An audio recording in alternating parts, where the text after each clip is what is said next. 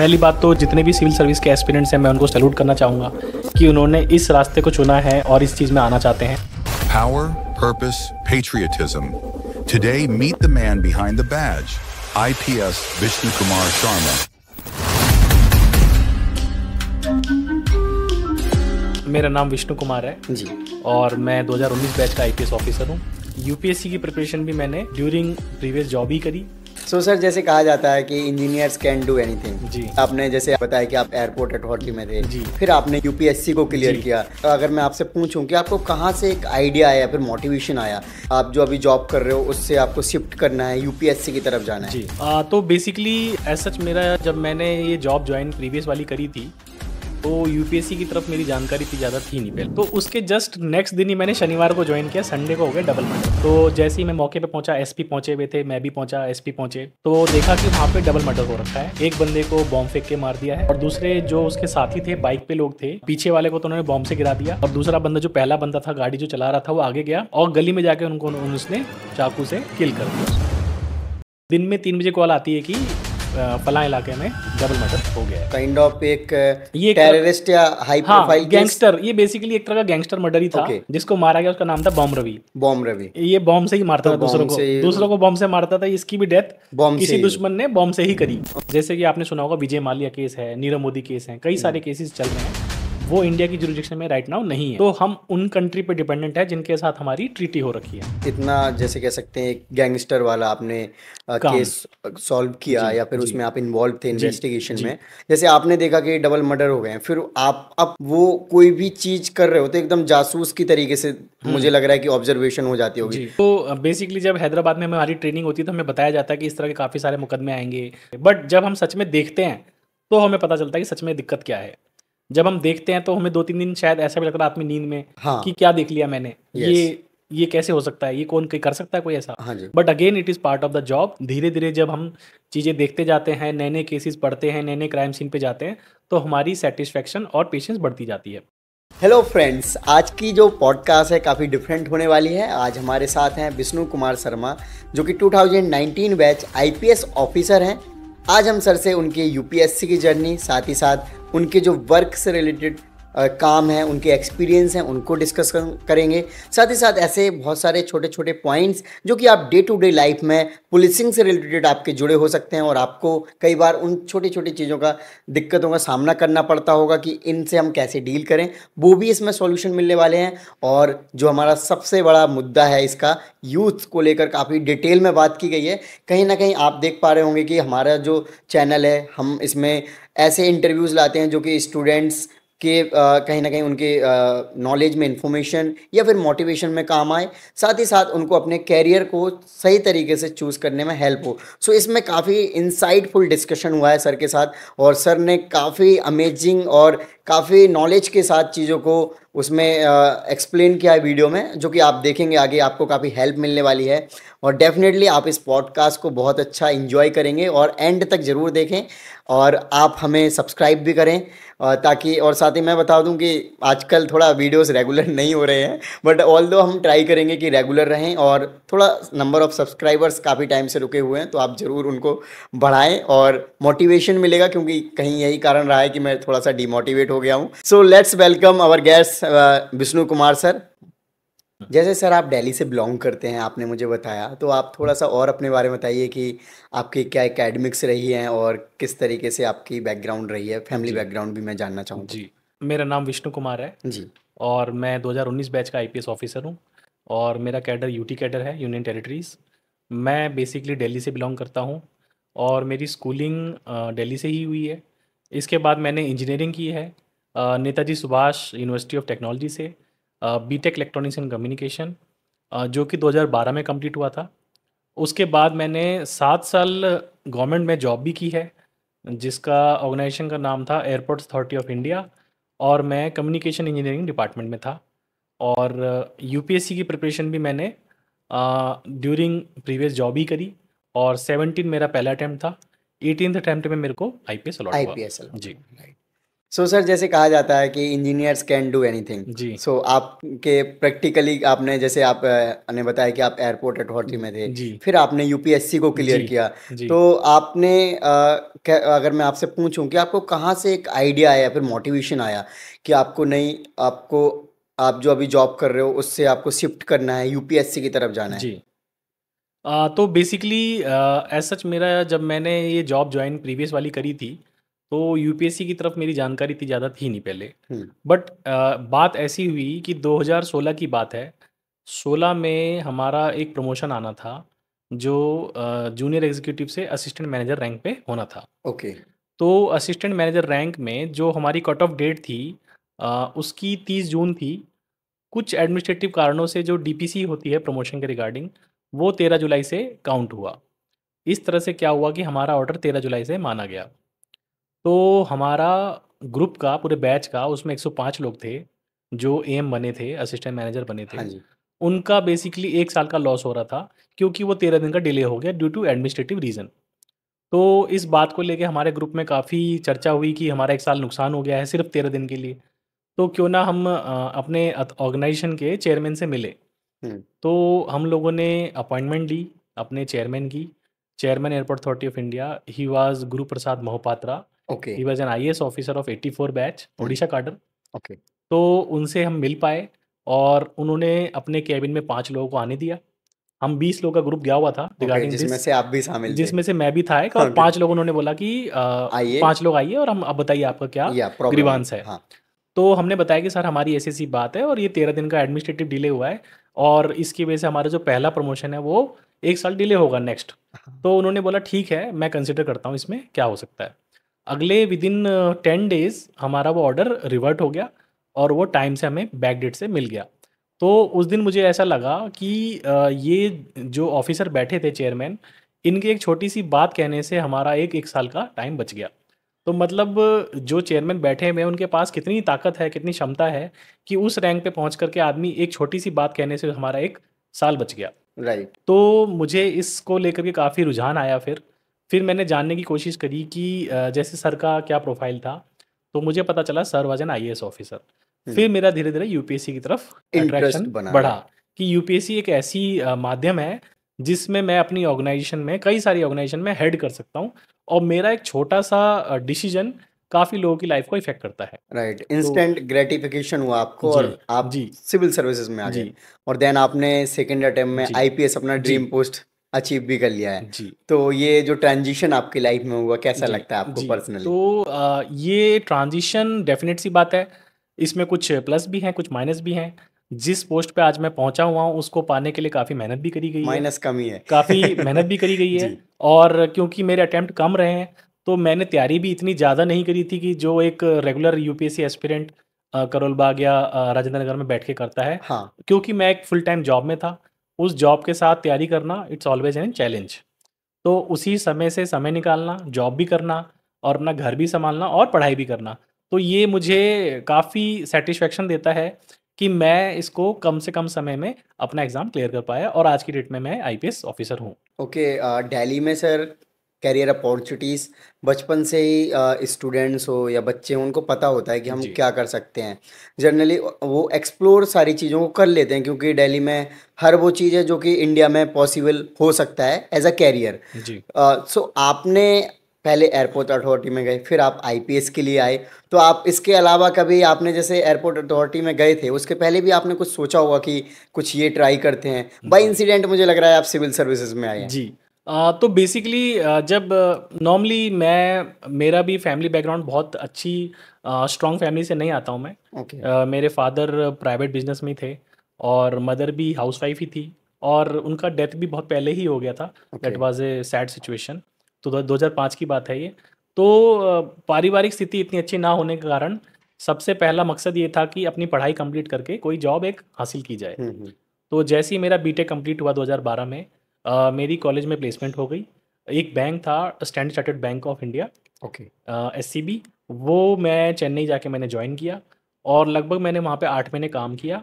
उसके दौरान ही जब मैं प्राइवेट जॉब कर रहा था तो मेरा एक एयरपोर्ट अथॉरिटी का यही सेम वैकेंसी निकली हुई थी और मुझे लगा शायद दिल्ली एयरपोर्ट है तो मैं अपने घर के पास काम कर पाऊँगा, कभी मौका मिलेगा काम करने का।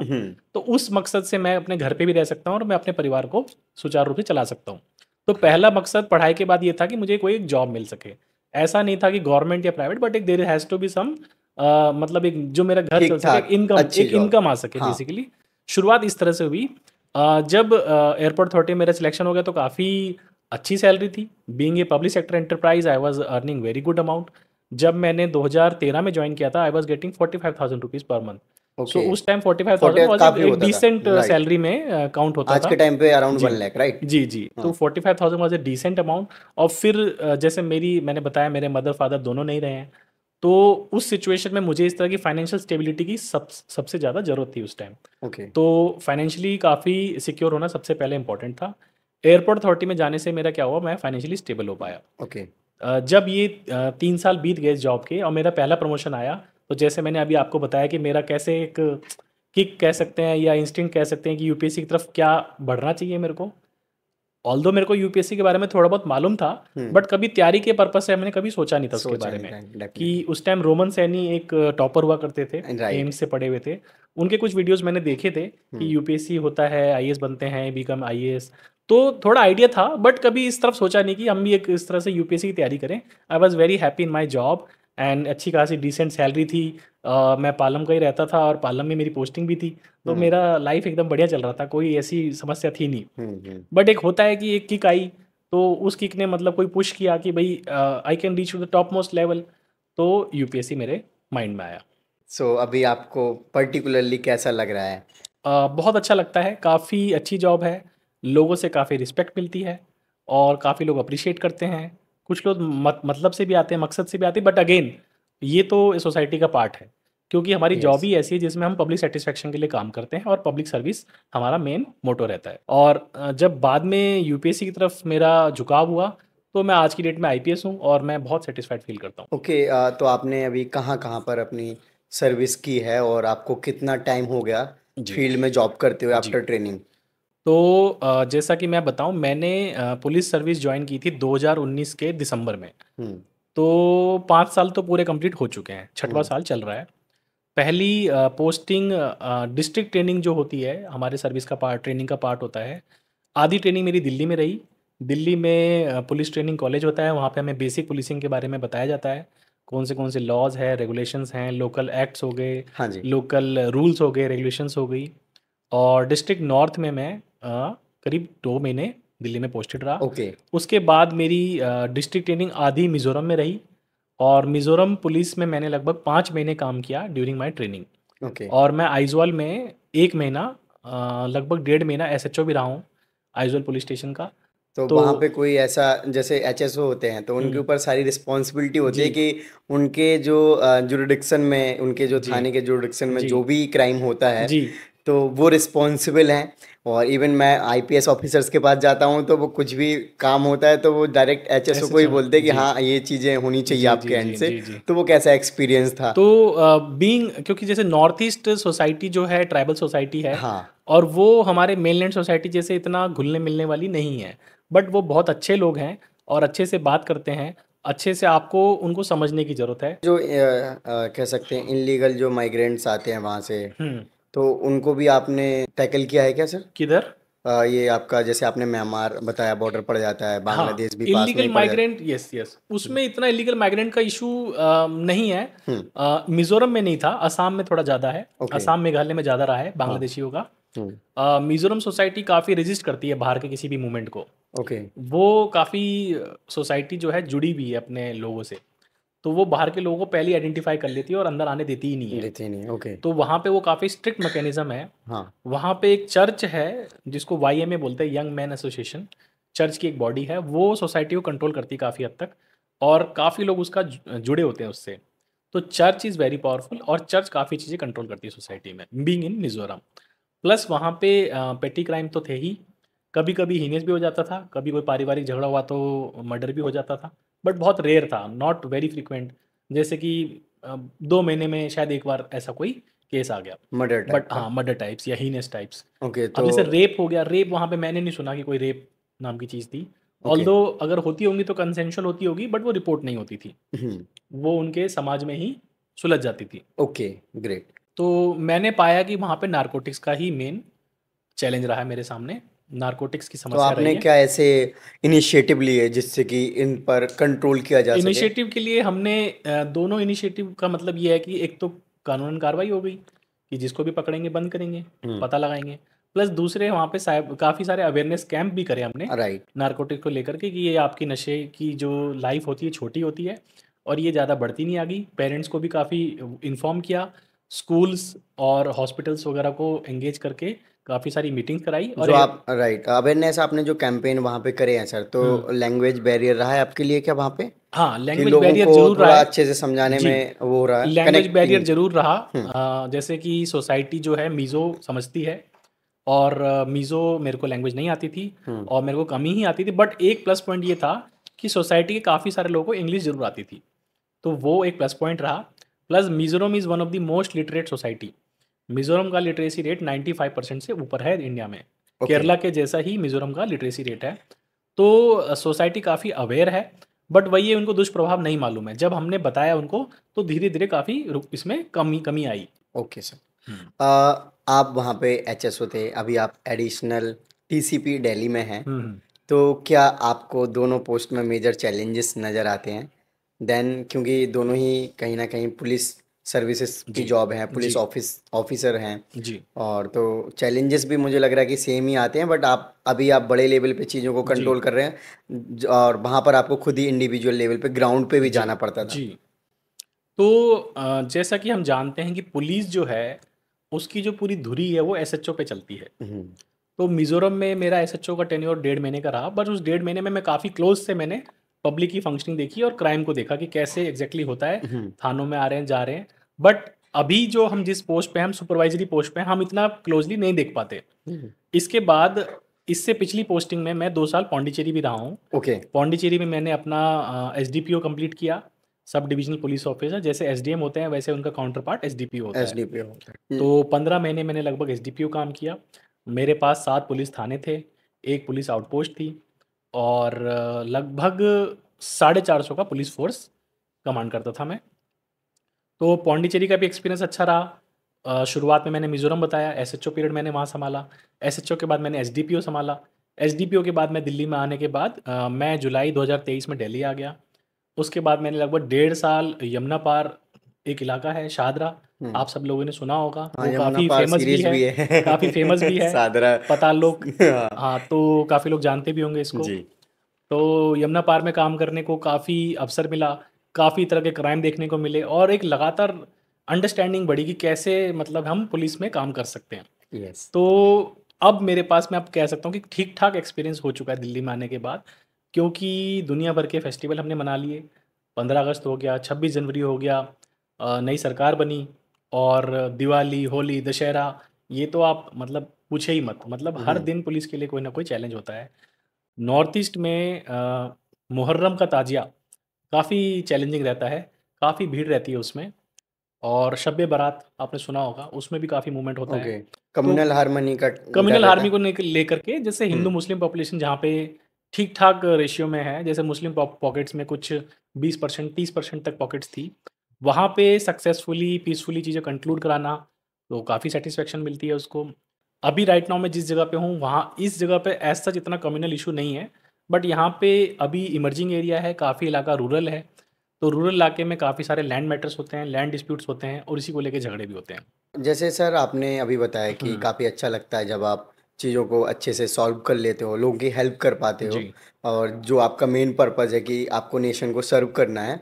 तो ऐसे ऑल्दो पुलिस सर्विसेज हो या फिर डिफरेंट डिफरेंट, चाहे प्राइवेट सेक्टर में ही जी, क्यों ना हो, जी, रिवॉर्डिंग सिस्टम रहता है कि कोई ऑफिसर या एम्प्लॉयज़ अच्छे से काम करते हैं तो उनको रिवॉर्ड्स मिलते हैं। जी, लेकिन ऐसे अगर हम आपके पोस्ट में देखें तो ऐसे रेगुलर बेसिस पे तो चीज़ें नहीं होती हैं, बट जी, अगर क्योंकि चैलेंज आपके साथ लेकिन डेली है, जी, आपको आज पता नहीं कल कौन सा चैलेंज हो राइट। जाए, तो वो आप अपने आप को सेल्फ रिवॉर्ड कैसे करते हैं, मैं अगर एक जानना चाहूँ, एक क्योंकि मोटिवेशन चाहिए होता है सेम आपको, जी, उसी स्पिरिट के साथ काम जी। करना है ऑफिस में आके, तो और सबसे इम्पोर्टेंट है कि आपके साथ टीम वर्क होता है और टीम को साथ में जी, काम कराना उसी मोटिवेशन और डेडिकेशन के साथ, वो काफ़ी चैलेंजिंग रहता है। जी। तो जब मैंने आपको जैसे बताया कि जब लोग यूपीएससी में आते हैं तो एक इसमें लिखा ही है यूनियन पब्लिक सर्विस कमीशन। ये एक सेवा का कमीशन है। तो जिस पर्पज़ से हम यहाँ पे आ रहे हैं वो सेवा है, वो सेवा करने में ही हमारी सैटिस्फैक्शन है। बट उस सेवा में कभी कभार कठिनाइयाँ भी आती हैं, चैलेंजेस भी आते हैं। उसको ठीक करने के लिए हमारी टीम वर्क होती है, उस टीम को हम सपोर्ट करते हैं। कभी कभार हमें हार भी मिलती है, कभी जीत भी मिलती है, ये तो बैलेंस है लाइफ का।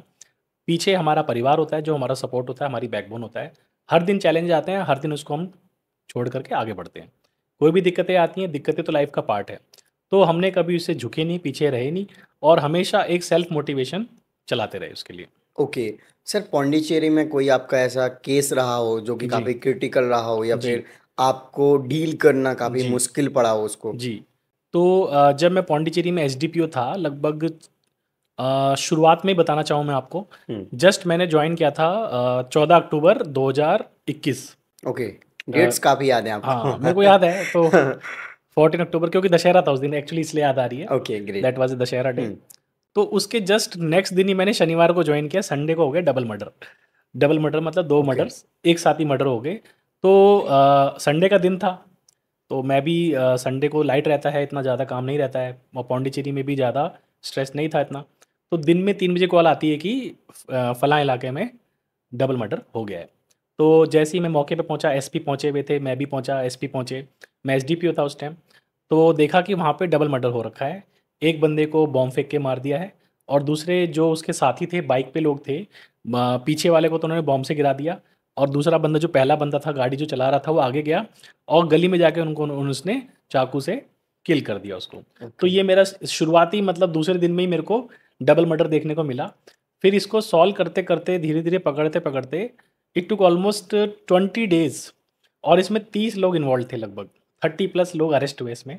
ओके। और कुछ लोग तो फ्रांस भी थे इसमें, जिन्होंने कॉन्स्पिरेसी की थी, वहाँ से उन्होंने फाइनेंशियल सपोर्ट प्रोवाइड किया था ओके, उसमें। तो काइंड ऑफ एक ये एक तरह टेररिस्ट या हाई हाँ, प्रोफाइल केस। गैंगस्टर, ये बेसिकली एक तरह का गैंगस्टर मर्डर ही था। ओके, गैंगस्टर इसका मर्डर। नाम था बॉम्ब रवि, जिसको मारा गया उसका नाम था बॉम्ब रवि। बॉम्ब रवि। ये बॉम्ब से ही मारता तो था दूसरों बॉम्ब को, से। दूसरों को बॉम्ब से मारता था। इसकी भी डेथ बॉम्ब से किसी ही हुई। दुश्मन ने बॉम्ब से ही करी। ओके, तो तो ये तो काफी इगोइस्टिक काइंड इगोइस्टिक, ऑफ हाँ, मर्डर हो ये गया बदला फिर। लेने वाला मर्डर हाँ। ही था। हाँ। इसने कभी किसी और के बंदों को मरवाया होगा। इसी के बदले में कुछ 2-3 महीने पहले की बात है, इन्होंने उस पर अटैक किया, बाइक के पीछे बॉम्ब फेंका और इसके पास, घर के पास गली जैसी ही अपनी गली में अपने घर की तरफ बढ़ा, नाइफ से इसको चॉप कर दिया, मतलब उसके गर्दन पे काफ़ी कट्स दे करके ही डाइड।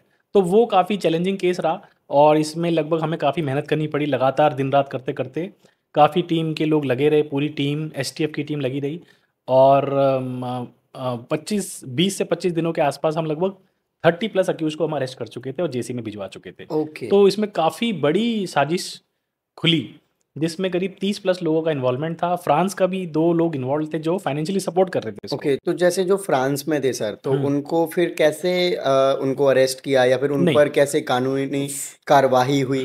फ्रांस जैसे बेसिकली जब कोई देश से हमारे बाहर होता है तो उसके लिए हमें एमलेट और एलओआर होता है, लुकआउट निकलता है उसका। ओके। उसमें दूसरी जो कंट्री की जो पुलिस है उसको अरेस्ट करती है और वो हमारी कंट्री उसको रिपेट्रिएट कराती है, अपने देश में प्रत्यर्पण कराती है। ओके। तो हमारी उस देश के साथ ट्रीटी होनी चाहिए कि वो प्रत्यर्पण कर सकते हैं कि कर नहीं कर सकते सकते हैं, हैं। राइट। जैसे कि आपने सुना होगा विजय माल्या केस है, नीरव मोदी केस हैं, कई सारे केसेस चल रहे हैं। वो इंडिया की जुरिडिक्शन में राइट नाउ नहीं है। हाँ। तो हम उन कंट्री पे डिपेंडेंट है जिनके साथ हमारी ट्रीटी हो रखी है। उस ट्रीटी में अगर वो वहाँ पे अरेस्ट होता है तो वो इंडिया लाया जाएगा। जैसे अबू सलेम आपने सुना होगा। हाँ जी। अबू सलेम को एक बार पकड़ा गया था वहाँ से, पोर्चुगल से आई थिंक। अभी मतलब आई थिंक 24, हाँ। 2024। अभी वो बेल पे बाहर आए अगस्त के आसपास। ओके। तो मोटा मोटा वो 3 साल जेल में रहे हैं। इतना जैसे कह सकते हैं गैंगस्टर वाला आपने काम। केस सॉल्व किया, जी, या फिर जी, उसमें आप इन्वॉल्व थे जी, इन्वेस्टिगेशन जी। में, तो एक माइंड कैसे वर्क करने लग जाता है? लेट्स सी कि अगर हम अभी सोचें कि हमारे साथ कुछ मेजर इंसिडेंट हो गया है, हमारा वर्क ही है, जैसे मैं इंटरव्यू लेता हूँ और हुँ। मेरे इंटरव्यू के टाइम पे ही आते टाइम मेरे से कोई एक्सीडेंट हो जाए कार से, या जी, जी, कुछ जी। भी हो जाए जी, वो, जी, जी। तो वो ओवर द टाइम मेरे माइंड को ना बहुत ज़्यादा अलग जी। तरीके से सोचने को मजबूर कर देता है। जैसे आपने देखा कि डबल मर्डर हो गए हैं, फिर आप अब वो कोई भी चीज़ कर रहे हो तो एकदम जासूस की तरीके से मुझे हुँ। लग रहा है कि ऑब्जर्वेशन हो जाती होगी। जी। तो एज अ ऑफिसर किस तरीके से आप ट्रेन थे और कैसे वो एक माइंड साइकिल काम करता जी। है?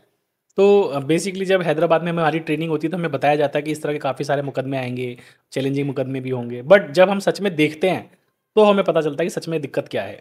जब हम देखते हैं तो हमें 2-3 दिन शायद ऐसा भी लगता है रात में नींद में हाँ। कि क्या देख लिया मैंने? यस। ये कैसे हो सकता है? ये कौन क कर सकता है कोई ऐसा? हाँ जी। But again it is part of the job. धीरे-धीरे जब हम चीज़ें देखते जाते हैं, नए-नए केसेज़ पढ़ते हैं, नए-नए क्राइम सीन पे जाते हैं, तो हमारी सैटिस्फैक्शन और पेशेंस बढ़ती जाती है। तो ये क्योंकि हमारी जॉब का पार्ट है, तो शुरुआत में तो दिक्कत लगती है, बट अगेन ये समय के साथ चीज़ें आ जाती हैं। कोई दिक्कत नहीं इसमें आती नहीं है। ओके। प्लस एक चीज़ मैं और ऐड करना हाँ जी, चाहूँगा। हाँ जी। बीइंग इन पौंडीचेरी बहुत ही साउथ जैसे हम मानते हैं, काफ़ी रिलीजियस सोसाइटी है और ट्रेडिशनल सोसाइटी है। वो अपने धर्म को लेके काफ़ी वैल्यू करती है और अपने रिचुअल्स को फॉलो करती है। हुँ। तो वहाँ पे टेम्पल और मंदिरों के काफ़ी सारे फेस्टिवल्स होते थे, जिसमें वो रथ यात्रा निकालते थे। तो रथ यात्रा को भी मुझे लगभग 2 से 3 बड़े-बड़े रथ यात्रा अरेंजमेंट देखे मैंने और काफ़ी भीड़ अच्छे से सँभाली और वो पीसफुली कंडक्ट हो पाया। ओके। जैसे वहाँ पे आपने बताया कि काफ़ी जो रिच कल्चर है स्पेशली स्पिरिचुअलिज्म को जी, लेकर, जी। तो आप एज अ पर्सनल अगर मैं देखूँ तो आप खुद भी पार्टिसिपेंट बनते थे उन फेस्टिवल्स के, कि आप एज अ ऑफिसर भी हैं लेकिन आपको अगर मौका मिल रहा है कह सकते हैं श्रद्धा भाव पूजा जी, करने का, तो जी। वो आप सम्मिलित हुए वहाँ? जी, जी, हमेशा, हमेशा। मैंने जब भी इस तरह की चीज़ें हुईं, तो जैसे ही ड्यूटी से शुरुआत में ही हम ये काम करते थे। ड्यूटी शुरू होने से पहले मैं मंदिर में जाता था। अपने इष्ट देवता भगवान का आशीर्वाद लेता था कि जो मैं काम कर रहा हूँ, मुझसे ठीक हो सके, उसमें कोई कमी ना रहे। और उसके बाद वहाँ के लोगों का भी काफ़ी सपोर्ट रहता था कि जो साहब हैं, वो हमारे बीच में आके मिल के बैठ रहे हैं, पूजा अर्चना कर रहे हैं। तो एक सोसाइटी में ट्रस्ट पैदा होता है उससे। इनफैक्ट मेरा एक पुलिस स्टेशन था बहूर, मुझे अभी भी याद है नाम उसका। वहाँ पे एक चोला टेम्पल था। Chola temple not Chola, Pallava temple था। पल्लव। पल्लवा टाइम का टेम्पल था। That was around 670 AD, okay. Almost 1400 साल पुराना टेम्पल था वो। हुँ। मैं जब भी अपने थाना विज़िट करता था, मेरा जाना मकसद निश्चित था कि थाने के बाद मैं वहाँ पे जाऊँगा, जलाभिषेक करूँगा और वहाँ पे धोती पहन के मैं पूजा करके हमेशा वापस आता था। तो ये मतलब हमेशा मेरे को खींचता था चीज़। कि मतलब जो मेरे गॉड हैं मुझे बुला रहे हैं, तो हुँ। मेरे को जब भी मौका मिला मैं विज़िट करता था। ओके। जैसे कि दिल्ली पुलिस दिल की पुलिस कहा जाता है, और काफ़ी कह सकते हैं पुलिस जो अगर हम अदर स्टेट से कंपैरिजन करें तो काफ़ी एक्टिव पुलिस और इंटेलिजेंट काइंड ऑफ माना जाता है। ऑल्दो सारे स्टेट्स में और जितने भी हमारे नेशन में वर्क करते हैं पुलिस अलग अलग जगहों पे, सारे ही अपने अपने लेवल पे बेस्ट वर्क कर रहे हैं। जी, तो आप पर्टिकुलरली क्या सोचते हैं इसके बारे में सर, जी, कि दिल्ली पुलिस क्या सच में बाकी जगहों से थोड़ा अलग है? जी। तो जैसे कि मैं 3 पुलिस पे तो मैं खुद ही काम कर चुका हूँ, हुँ। तो 3 का डिफ़रेंस तो मैं खुद ही देख सकता हूँ। प्लस जो जी। हमारे दोस्त लोग बाकी जगहों पे पोस्टेड हैं, हाँ। बीइंग इन आईपीएस हमारा 150 का बैच है, तो हमें बाकी लोगों से भी पता चलता है कि वहाँ की वर्किंग कैसी है और हमारी वर्किंग कैसी है। जी। तो मैं इसमें ये कहना चाहूँगा दिल्ली पुलिस का जो प्रोफ़ेशनलिज़्म है, वो वन ऑफ द बेस्ट है हमारे इंडिया में। I think Mumbai police, Delhi police they are the pioneers of policing. जो यहाँ पे प्रोफ़ेशनलिज़्म और एक्सपोज़र है, जो यहाँ पे रिसोर्सेज़ हैं, मशीनरी है, वर्किंग स्टाइल है, वो अनमैचेबल है। क्योंकि दिल्ली एक छोटा-सा शहर है। इस छोटे से शहर में कोई यहाँ का लोकल तो है नहीं। ज़्यादातर लोग यहाँ पे दूसरे स्टेट के लोग निवासी हैं। जी। कोई यूपी से है, कोई बिहार से है, कोई महाराष्ट्र से, मध्य प्रदेश से। मैं भी बाहर से शायद हूँ। आप भी पास्ट में बाहर से दिल्ली आए हैं। जी। ऑलमोस्ट सबका कोई ना कोई जुड़ाव पीछे से कहीं न कहीं हुँ। रहा होगा। तो दिल्ली इस तरह से काफ़ी चैलेंजिंग हो जाता है। प्लस दिल्ली में हमारे देश की कैपिटल है। Delhi is the capital of India. Plus यहाँ पे जितने भी वीआईपी डिग्निटरीज़ हैं, प्रेसिडेंट, वो प्राइम सभी लोग मिनिस्टर, यहाँ वाइस पे रहते प्रेसिडेंट हैं। सब यहीं रहते हैं। तो सेंसिटिविटी ऑटोमैटिकली काफ़ी बढ़ जाती है। तो दिल्ली पुलिस का जो रोल है वो काफ़ी चैलेंजिंग है और दिल्ली पुलिस काफ़ी अच्छे से इसको निभा रही है। ऑल्दो हमको काफ़ी मेहनत करनी पड़ती है, काफ़ी रगड़ना पड़ता है इस चीज़ को सामने लाने में। तो दिल्ली पुलिस की मैं तारीफ़ करना चाहूँगा। Delhi police is one of the most professional police I have ever seen, ever been and मेरे काफ़ी फ्रेंड लोगों ने भी इसकी तारीफ़ करी है कि दिल्ली पुलिस अलग चीज़ है। ओके। सर एक स्ट्रक्चर बताइए कि पुलिसिंग किस तरीके से काम करते हैं। जी, लेट्स से कि डीजीपी होते हैं, जी, फिर उनके बाद एडीजी हो गए, फिर जी, आईजी, जी, और जी, फिर इस तरीके से कांस्टेबल जी, या फिर जो जी, हवलदार है वहाँ तक जी, रहता है। जी, कैसे प्रोसीजर है, क्या फिर कैसे वर्किंग होती है? जी। लेट्स से कि कोई केस आया, हुँ, और जनरली कोई क्रिमिनल केस की ही बात हुँ, करते हैं, लेट्स से कि कहीं पे कोई बड़ा क्राइम हो गया है, तो वो फिर प्रोसीडिंग एंड तक कैसे जाती जी। है? तो जैसे आपने पुलिस स्ट्रक्चर की बात करी, तो स्ट्रक्चर को हम शुरुआत करते हैं नीचे से। तो नीचे से जैसे कोई सोसाइटी है, सोसाइटी में कोई इलाका होगा, उस इलाके के हिसाब से थाने बटे होते हैं। हर थाने का कुछ इलाका होता है, उस इलाके में जो आबादी, वहाँ की चीज़ें उस थाने के अंडर होती है। थाने का जो इंचार्ज होता है उसको बोलते हैं एसएचओ, स्टेशन हाउस ऑफिसर।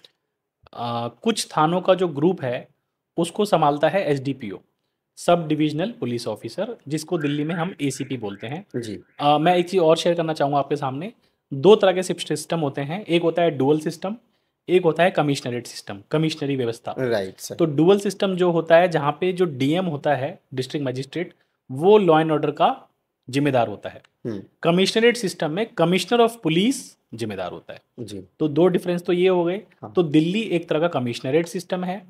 तो शुरुआत में मैंने बताया एसएचओ एक थाना, कुछ थानों का ग्रुप, 2 से 3 थानों का ग्रुप मिलकर बनाता है सब डिवीजन। जी सर। ठीक है। कमिश्नरेट सिस्टम ज़्यादातर सर जो बड़े शहर होते हैं उनमें होती हैं ये जी। चीज़ें, राइट। जो मेट्रोपॉलिटन हैं, हाँ। सिटीज़ हैं, जहाँ की पुलिसिंग डिमांड्स बहुत ज़्यादा हैं, बहुत घटनाएं होती हैं, वहाँ पे वीआईपी का काफ़ी मूवमेंट होता है, ट्रैफिक के इसलिए चैलेंजेस होते हैं। एसडीएम डीएम की जगह पे एक अलग से कमिश्नर अलॉट होते हैं कि चीज़ों को और अच्छे से जी। कंट्रोल किया जा सके। बेसिकली डीएम तो वहाँ पे भी रहते हैं, बट डीएम की वो वाली जिम्मेदारी पुलिस कमिश्नर के अंदर आ जाती है, राइट। ताकि वो डीएम, क्योंकि डीएम के पास डेडिकेशन से वो सारा काम नहीं देख पाएगा। पुलिस एक काफ़ी टाइम कंज्यूमिंग जॉब है, जहाँ पे बहुत मेहनत लगती है, क्योंकि डीएम के पास और भी 40+ डिपार्टमेंट होते हैं, और पुलिस एक खुद अकेला काफ़ी बड़ा डिपार्टमेंट है। उसको संभालना along with other department becomes challenging in A city like Delhi.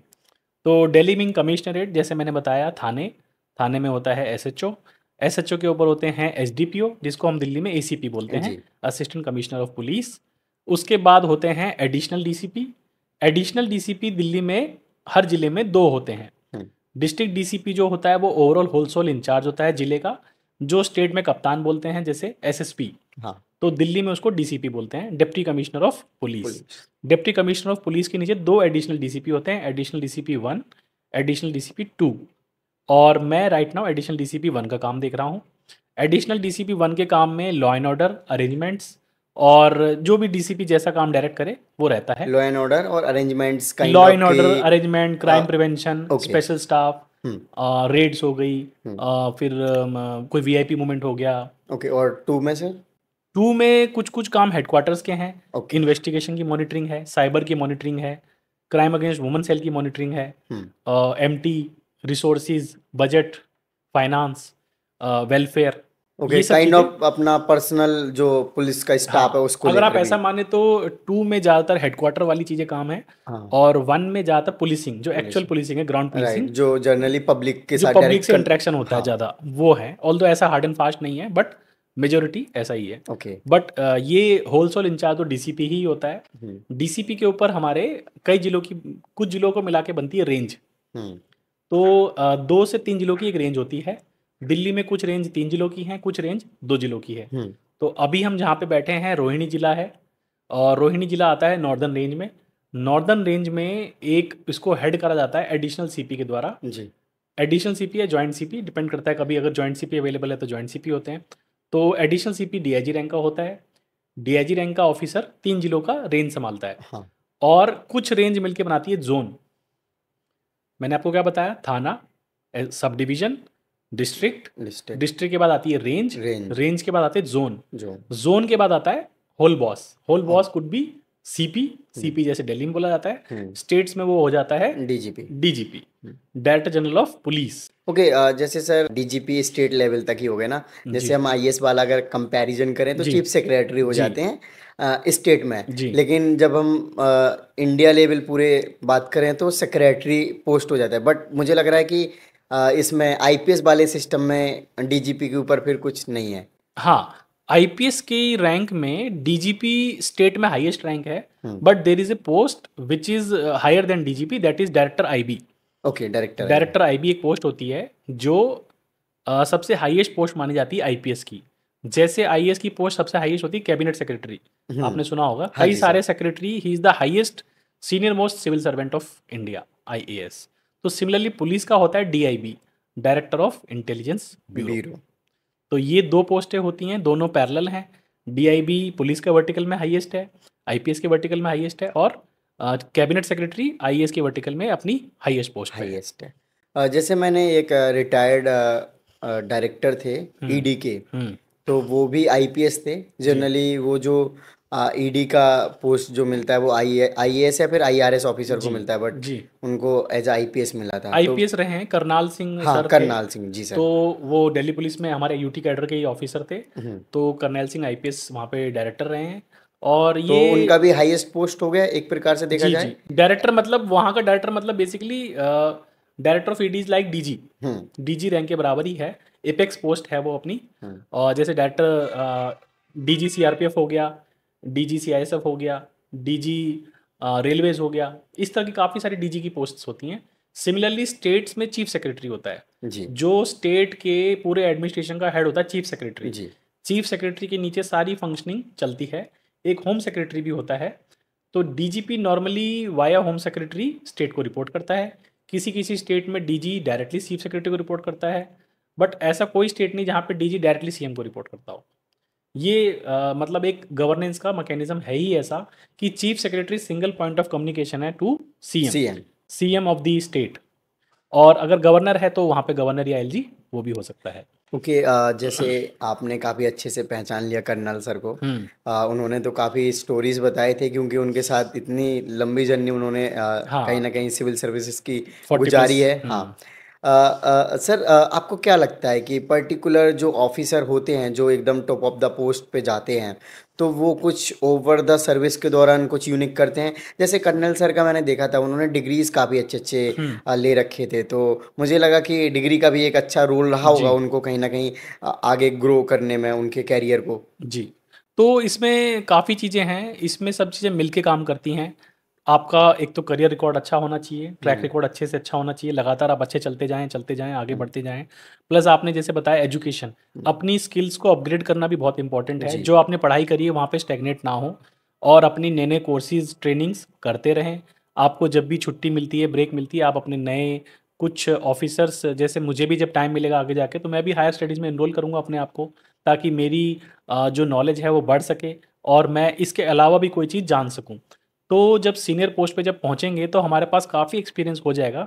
उस एक्सपीरियंस की डेफिनेट सी बात है, कदर होती है। जी। तो एक तो आपका रेगुलर करियर हो गया जो आप अपने डिपार्टमेंट का कर रहे हैं, कुछ एक्स्ट्रा करिकुलर जो आपके डिपार्टमेंट से बाहर की चीज़ें करते हैं आप, तो वो भी माइंड करती हैं। राइट। अभी आपको कुछ ऐसा करने का टाइम मिलता है? जी। क्योंकि सर, जैसे एक है, नॉर्मली आप भी स्टूडेंट ही रहे कुछ साल पहले जी। तक ही। स्टूडेंट्स क्या सोचते हैं, एक बार नौकरी लग गई फिर रिलैक्स लाइफ होने वाली है, जी। फिर कुछ नहीं करना है। जी। लेकिन मुझे ऐसा लगता है कि अगर आप कुछ सीखते रहोगे, कुछ करते रहोगे, तो डेफिनेटली आपकी ग्रोथ होगी जी। और वो आपके लाइफ को भी इंटरेस्टिंग बना देगा। तो जैसा आपने ये जो सवाल पूछा, ये जो बात है आपकी बिल्कुल ठीक है।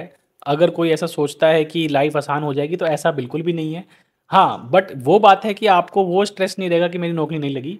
उस टाइम आपको ये स्ट्रेस होता है कि मैं जो पढ़ रहा हूँ मेरी नौकरी लग जाए। जी। बट अभी आपको नौकरी लग चुकी है, बट आपको स्ट्रेस काम का है कि जो मैं काम कर रहा हूँ कितना चैलेंजिंग है। प्लस इसके साथ साथ जैसे मैं अपने बारे में बताऊँ, तो अभी भी मैं although not for preparation, but मैं अभी भी पढ़ता रहता हूँ और काफ़ी चीज़ों की नॉलेज गैदर करता रहता हूँ। जब मैं यूपीएससी के टाइम में पढ़ता था, not of that scale, but हाँ 40 to 50% मैं ज़रूर टाइम निकालता हूँ कि मैं उन चीज़ों को जानूँ कि देश में क्या चल रहा है, क्या हो रहा है, इंटरनेशनल रिलेशंस में क्या हो रहा है, अमेरिका क्या कर रहा है, चाइना क्या कर रहा है, इंडिया में क्या हो रहा है, सोसाइटी में क्या चेंजेस हो रहे हैं। मैं काफ़ी अपने आप को कोशिश करता हूँ अपडेट रखने की। तो उसके लिए न्यूज़पेपर हो गया, आपका सोशल मीडिया हो गया। काफ़ी आज की डेट में सोशल मीडिया भी एक इन्फॉर्मेशन का बड़ा माध्यम है। ओके। पुलिसिंग को गवर्न करने के लिए बहुत सारे, जैसे आईपीसी, सीआरपीसी, पुलिस एक्ट, जी। और अभी तो ये सारे लॉ चेंज भी हुए हैं। तो सर, एक बार हम अगर आईपीसी की बात करते हैं, तो क्या है ये आईपीसी और किस तरीके से इसमें रूल्स एंड रेगुलेशंस हैं? ठीक। तो आईपीसी बेसिकली एक सबटेंटिव लॉ है। सबटेंटिव लॉ का मतलब ये होता है कि उसमें बताया जाता है कि क्या करने पे क्या सज़ा मिलेगी, क्या गलत करने पे या क्या सही करने पे। गलत करने, बेसिकली क्राइम की बात कर रहे हैं हम। सोसाइटी ने कुछ डिसाइड किया कि ये काम गलत है, उस गलती की क्या सज़ा मिलेगी। जैसे आपने मर्डर किया तो मर्डर की मिनिमम 10 साल सज़ा होनी ही होनी है, या उससे ऊपर लाइफ पनिशमेंट या डेथ पेनल्टी भी इन एक्सट्रीम केसेस मिल सकती है। तो आईपीसी जो है हमारा सबटेंटिव लॉ है। पुलिस इसको अपने रेगुलर उसमें इस्तेमाल करती है। जो कि 2024 के जुलाई से चेंज भी हो सकता है, चेंज हो चुका है। उसका नाम है भारतीय न्याय संहिता, संहिता। BNS। राइट। 2024 1 जुलाई से एप्लीकेबल हाँ है। जी सर। सिमिलरली एक होता है CRPC, code of criminal procedure. Procedure. उसमें ये बताया जाता है कि पुलिस का जो काम है वो प्रोसीजर में चलेगा कैसे। एक कंप्लेंट आई, वो कंप्लेंट कब FIR बनेगी, FIR से कब वो चार्जशीट होगी, चार्जशीट से कब वो ट्रायल होगी, ट्रायल से कब उसको पनिशमेंट मिलेगा, पनिशमेंट से कब वो पैरोल पे आएगा, कब वो रिहा होगा, कब वो सोसाइटी में आके मिक्स होगा। इस पूरे प्रोसेस को CRPC में बताया गया है। वारंट कैसे निकलेगा, समन कैसे निकलेगा, ट्रायल का प्रोसीजर कैसा रहेगा, जज ट्रायल में क्या क्या करेगा, प्रोसिक्यूशन को एग्जामिनेशन करना पड़ता है, डिफेंस एग्जामिनेशन करना पड़ता है, फिर उसमें चार्ज की स्टेज आती है, चार्ज होते हैं, डिस्चार्ज होते हैं, फिर ट्रायल आगे बढ़ता है, आर्ग्यूमेंट्स होती हैं, क्रॉस एग्जामिनेशन होता है, फाइनली जाके जजमेंट आती है। जजमेंट आने के बाद उसको पनिशमेंट मिलती है। ओके, आपके जो कह सकते हैं एक्सप्लेनेशन की जो नॉलेज है वो काफ़ी फैंटास्टिक है। जी। आप पूरा जो सीक्वेंस है हाँ। एकदम बहुत अच्छे एक चीज़ तरीके और से भी एक्सप्लेन एक चीज़ करें। और भी है इसमें, जैसे मैंने बताया IPC CRPC, एक होता है इंडियन एविडेंस एक्ट, पहले था, या अभी हो गया भारतीय साक्ष्य अधिनियम। अधिनियम। तो वो ये बताता है कि कौन से एविडेंस हमारे लॉ में ट्रायल में ला सकते हैं, उसमें क्या अलाउड है क्या नॉट अलाउड है। कि मैं ये किताब पढ़ रहा हूँ, ये किताब एक एविडेंस बन सकती है, तो ये एविडेंस एक्ट बताएगा कि इसका कौन सा हिस्सा एविडेंस बन सकता है, उस क्राइम में क्या पार्ट माना जाएगा। तो ये 3 हमारे बेसिक, पुलिस के लिए बेसिक लॉज जो हैं हमारे, मतलब मान लीजिए हमारा bread and butter IPC CRPC और इंडियन एविडेंस एक्ट, जो आज की डेट में BNS BNSS BNSS और BSA भारतीय साक्ष्य अधिनियम। अधिनियम। इसके अलावा और भी बहुत सारे सेपरेट क्रिमिनल एक्ट्स हैं। NDPS एक्ट है, पॉक्सो एक्ट है, मकोका एक्ट है, और भी prevention of child marriage act है, काफ़ी सारे, जुवेनाइल जस्टिस एक्ट है, स्मॉल स्मॉल पॉक्सो, तो काफ़ी सारे एक्ट्स हैं जो ये पुलिस सारे उसमें, अलग से एक्ट हैं। ये सेपरेट एक्ट्स हैं। ओके। तो IPC is a general act, बाकी आर स्पेशल एक्ट्स। IPC एक जनरल एक्ट है जिसमें जनरली जो जितने भी क्राइम घटित होते हैं वो सारा उसमें डिफाइंड है। defined। स्पेशल एक्ट में क्या होता है, जो स्पेशली सरकार ने सोचा कि ये बड़ा क्राइम है और इसको हमें जनरल की तरह ट्रीट नहीं कर सकते। जैसे कोई 18 साल से कम बच्चा है, चाहे मेल हो चाहे फीमेल हो, उसके साथ कोई भी क्राइम होता है, उसके लिए पॉक्सो कानून सेपरेट है। उसको एक सेपरेट वर्गीकरण किया गया है कि सो दैट इसका प्रोसीजर अलग से चल सके, इसकी स्पेशल कोर्ट हो, इसका टाइम बाउंड ट्रायल हो सके, टाइम बाउंड पनिशमेंट मिल सके, ये रेगुलर केसेस की तरह धक्कों में ना जाए। जैसा कि हम जानते हैं कि इंडियन जुडिशरी में लोअर कोर्ट में लगभग 4.5 करोड़, 4.5 करोड़ केस पेंडिंग है। तो ऑलरेडी हमारे यहाँ पे क्रिमिनल जस्टिस सिस्टम में काफ़ी लंबा टाइम लगने वाला है। कुछ एक एस्टिमेट के हिसाब से तो लगभग 400 साल लगेंगे। तो सिचुएशन काफ़ी वरीसम है। तो इसके लिए गवर्नमेंट को भी करने की ज़रूरत है कि इसका कैपेसिटी बढ़ाई जाए, जुडिशियल कैपेसिटी बढ़ाई जाए, ताकि पब्लिक में ट्रस्ट बना रहे। ओके। जैसे FIR की बात हुई थी, फिर पैरोल की बात हुई और वो सारे प्रोसीजर आपने गिनाए। तो जनरली मैं लोगों के बीच में रहता हूँ तो लोगों के डर बहुत ज़्यादा ये रहता है कि किसी ने हमारा FIR में नाम लिख दिया, अब क्या होगा, हमारा करियर ख़राब हो जाएगा, हम गवर्नमेंट कोई एग्ज़ाम में अटैम्प्ट नहीं कर पाएंगे। तो एक्चुअल FIR क्या होती है और किस तरीके से ये किसी भी इंसान को कह सकते हैं कि कानून के दायरे में ले सकती है, कितना खींचा जा सकता है और क्या वैलिड रीजन होना चाहिए, क्या FIR से बैक भी किया जा सकता है? FIR का बेसिक मतलब होता है फर्स्ट इंफॉर्मेशन रिपोर्ट। तो प्रथमतः जब भी कोई क्राइम या कोई घटना घटित होती है जो कॉग्निजेबल है, कॉग्निजेबल मतलब जिसमें पुलिस अरेस्ट कर सकती है विदाउट वारंट। राइट। कॉग्निजेबल का मतलब होता है जिसमें पुलिस आपको विदाउट वारंट अरेस्ट कर सके, ऐसा कोई गलत काम, तो FIR रजिस्टर होती है। FIR में डेफिनेट सी बात है, कोई विक्टिम होगा जो कंप्लेनेंट होगा, कोई उसमें अक्यूज्ड होगा जिसके अगेंस्ट आप वो FIR लिखवा रहे हैं। तो FIR जब भी होती है उसके बाद उसका इन्वेस्टिगेशन होता है। इन्वेस्टिगेशन में पता लगाया जाता है कि जो भी ये बातें बोली जा रही हैं, इसके तथ्य क्या हैं, इसके एविडेंस क्या हैं। अगर मान लो 5 नाम लिखवाए गए और 2 नामों के अगेंस्ट कोई एविडेंस मिल ही नहीं रहा, तो उनका नाम उसमें से ड्रॉप हो जाएगा। तो वो नाम ड्रॉप हो जाएंगे, 3 के अगेंस्ट चार्जशीट हो जाएगी।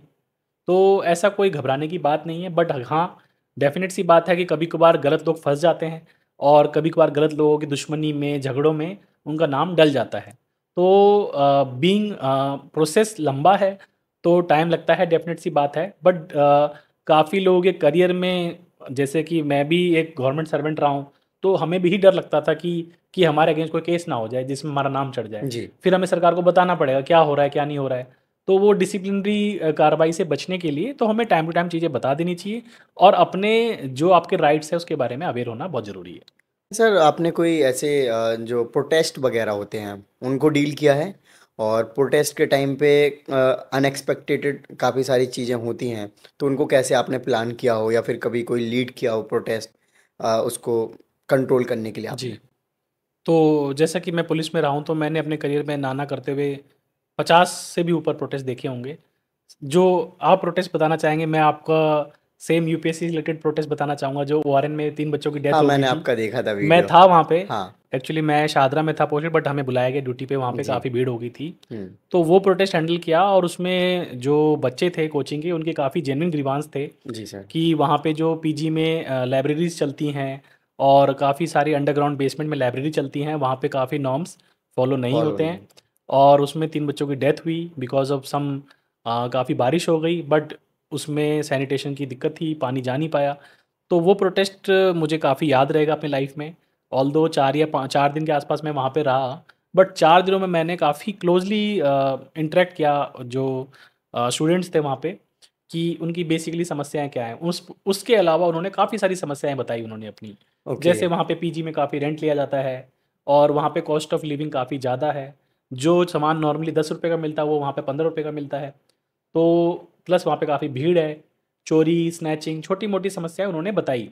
प्लस वहाँ पे ये भी बताया कि काफ़ी भीड़ हो चुकी है और वहाँ पे जो टेनेंट वाला जो सिस्टम है, सिक्योरिटी, बॉन्ड और कोचिंग वालों की मनमानी, ये भी काफ़ी चीज़ें लोगों ने बताई कि हमारा पैसा ले लिया, हमको फैकल्टी चेंज कर दी, इस तरह की काफ़ी दिक्कतें आई। तो हर प्रोटेस्ट में मैं ये कहना चाहता हूँ कि प्रोटेस्ट जो है हमारा एक तरह से कानून राइट भी है, बट वो प्रोटेस्ट किसी एक सीमा में हो, उसमें आप कोई वायलेंट ना हो और कोई ऐसी गतिविधि ना करे जिससे आपको कोई आपका क्रिमिनल इन्वॉल्वमेंट मिले बेसिकली। तो ओके। प्रोटेस्ट तो अलाउड है ही, बट कभी कभार कुछ उसमें कुछ एंटी सोशल तत्व घुस जाते हैं और चीज़ों को डिस्टर्ब करने की कोशिश करते हैं। राइट। बेसिकली आप प्रोटेस्ट इसलिए करते हैं कि आपकी जो भी आवाज़ है वो सही जगह पहुंच सके। पहुंच सके। पुलिस तो बीच में एक स्टेट का पार्ट है जो एक बैरियर बना के रखता है। कभी कभार पुलिस को बहुत ही गलत नज़रों से देखा जाता है कि पुलिस ने ही रोक दिया, हम्म। जबकि पुलिस की ये मजबूरी है। पुलिस की ये मजबूरी है कि आपको रोकना, सो दैट एक समाज में पब्लिक ऑर्डर बना रहे। पुलिस की मेन ड्यूटीज़ में पब्लिक ऑर्डर शामिल है। ओके। इसके अलावा छोटे मोटे प्रोटेस्ट तो होते ही रहे हैं। कभी पॉलिटिकल प्रोटेस्ट हो गए, कुछ धरना हो गया, कभी पानी नहीं आ रहा, बिजली कट गई, इस तरह के प्रोटेस्ट हमेशा रहे हैं। पौंडीचेरी में मैं था तो वहाँ पे प्राइवेटाइजेशन की बात आ गई बिजली के। तो बिजली के प्राइवेटाइजेशन को लेकर के वहाँ के सारे एम्प्लॉय लोगों ने प्रोटेस्ट कर दिया हम्म। कि हमें तो बिजली प्राइवेटाइज नहीं होने देनी है। और तो काफ़ी रेजिस्टेंस था। इनफैक्ट इतना रेजिस्टेंस था कि उन्होंने तो सारे ट्रांसफार्मर शट डाउन कर दिए, ओके। बिजली काट दी। तो मतलब करीब 1.5 दिन वहाँ बिजली नहीं आई। 1.5 दिन, तो 1.5 दिन आपके भी ऑफिस में मेरे ऐसा? ऑफिस की भी बिजली चली गई तो और कैसा लगा मेरे पर्सनली? मेरे घर की भी बिजली चली गई। ऐसे तो कैसे हो गया फिर कि मैं मैं? गाड़ी में बाहर निकला और हाँ। मैंने देखा जगह जगह पे लोग टायर जला रहे हैं तब और अपना एक्चुअल समझ में आया कि अलग आप एकदम सीरियस लेना चाहिए जब हाँ, मेरी ही बिजली कट गई। तो तो मुझे जब लग रहा है प्रोटेस्टर जो थे उन्होंने काफी अच्छा ये पाथ चूज किया बिजली कि विभाग वालों ने किया काम ये। ओके। तो बिजली विभाग वालों ने क्या करा, अपने आप को ताला मार के, कुंडी मार के, हम्म। जो सब स्टेशन होता है वहां बंद कर लिया। हमने रातों रात 60 लोग अरेस्ट किया, जेल में डाला, हम्म। बंद किया लॉकअप में उनको और बिजली चालू कराई। ओके। क्योंकि आप अपने कामों के लिए पब्लिक को अफेक्ट नहीं कर सकते। जी। किसी भी पब्लिक में कोई बच्चा पढ़ रहा है, कहीं हॉस्पिटल काम कर रहे हैं, काफ़ी सारी दिक्कतें हैं, अंधेरा है, तो हमने 1.5 दिन उन्हें मतलब बिजली की दिक्कतें करी। हर बार आधे घंटे में बिजली डाउन, फिर 2-3 घंटे लोग सड़क पे आ गए।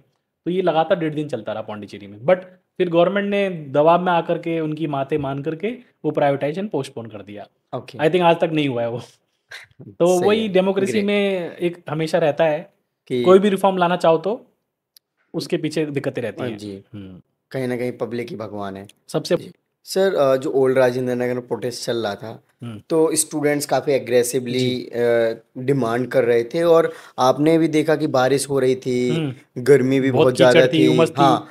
तो बट स्टूडेंट्स उसी स्पिरिट के साथ वहाँ पे टिके हुए थे। जी। और मुझे लगा कि मैंने भी देखा कि वो कहीं ना कहीं ऑफिसर्स के साथ भी काफ़ी तनावपूर्ण तरीके से बात कर रहे थे कि ताकि उनकी जो डिमांड है वो एक्चुअल पहुँचे और उसका कोई सॉल्यूशन हो। तो आपको पर्टिकुलर एज अ ऑफिसर क्या इनकन्वीनियंस या फिर क्या क्या प्रॉब्लम्स का सामना करना पड़ा? ऑल्दो आप अब उनके साथ सामने मतलब उनको समझाने के लिए गए हो, बट ऐसा होता है ना कि पुलिस है तो पुलिस हमारे लिए ये नहीं कर रही, पुलिस हमारे लिए वो नहीं कर जी रही। जी आप खुद एक एस्पिरेंट्स थे और कुछ टाइम बाद आप ऑफिसर हो, तो आपके लिए तो एक ऐसी सिचुएशन हो गई कि मतलब होता है ना कि घर में मैं कैसे किधर जाऊं हाँ हाँ कि राइट, बच्चों को जस्टिफाई करूं कि मैं खुद को खुद जस्टिफाई को करूं। करूँ राइट। इस प्रोटेस्ट में मैंने ये देखा कि पुलिस तो प्रेजेंट थी ही, हम्म। बट जिसकी गलती थी वहां पे वो प्रेजेंट नहीं था। जैसे यहाँ पे बार बार बात आई कि अंडरग्राउंड बेसमेंट में चीज़ें चल कैसे रही है। तो कोई भी चीज़ अगर इलीगल चल रही है तो वो म्यूनिसिपल रेगुलेशन, म्यूनिसिपल अथॉरिटी का काम है उसको रोकना, उसको बंद करना, उसको नहीं चलने देना। प्लस ड्रेनेज सिस्टम पुलिस का काम नहीं है। ड्रेनेज सिस्टम तो सीवेज वाला काम जो है म्यूनिसिपल अथॉरिटी करेगी। तो ये काम अगर प्रायोरिटली पहले कर दिए जाते, जिसमें एक लड़के ने कंप्लेंट भी की हुई थी कि यहाँ पे नाला बह रहा है और ये चीज़ नहीं हो रही, तो बार बार वो पुलिस पे सारी बातें डालते हैं। बट बात वही है, हमारे हाथ में सब चीज़ें नहीं है। हम भी किसी को बोलेंगे ना कि भाई ये अगले काम आपका है, डिपार्टमेंट का ये राइट। म्यूनिसिपल डिपार्टमेंट का है, ये सिविल का है, ये बिजली वालों का है।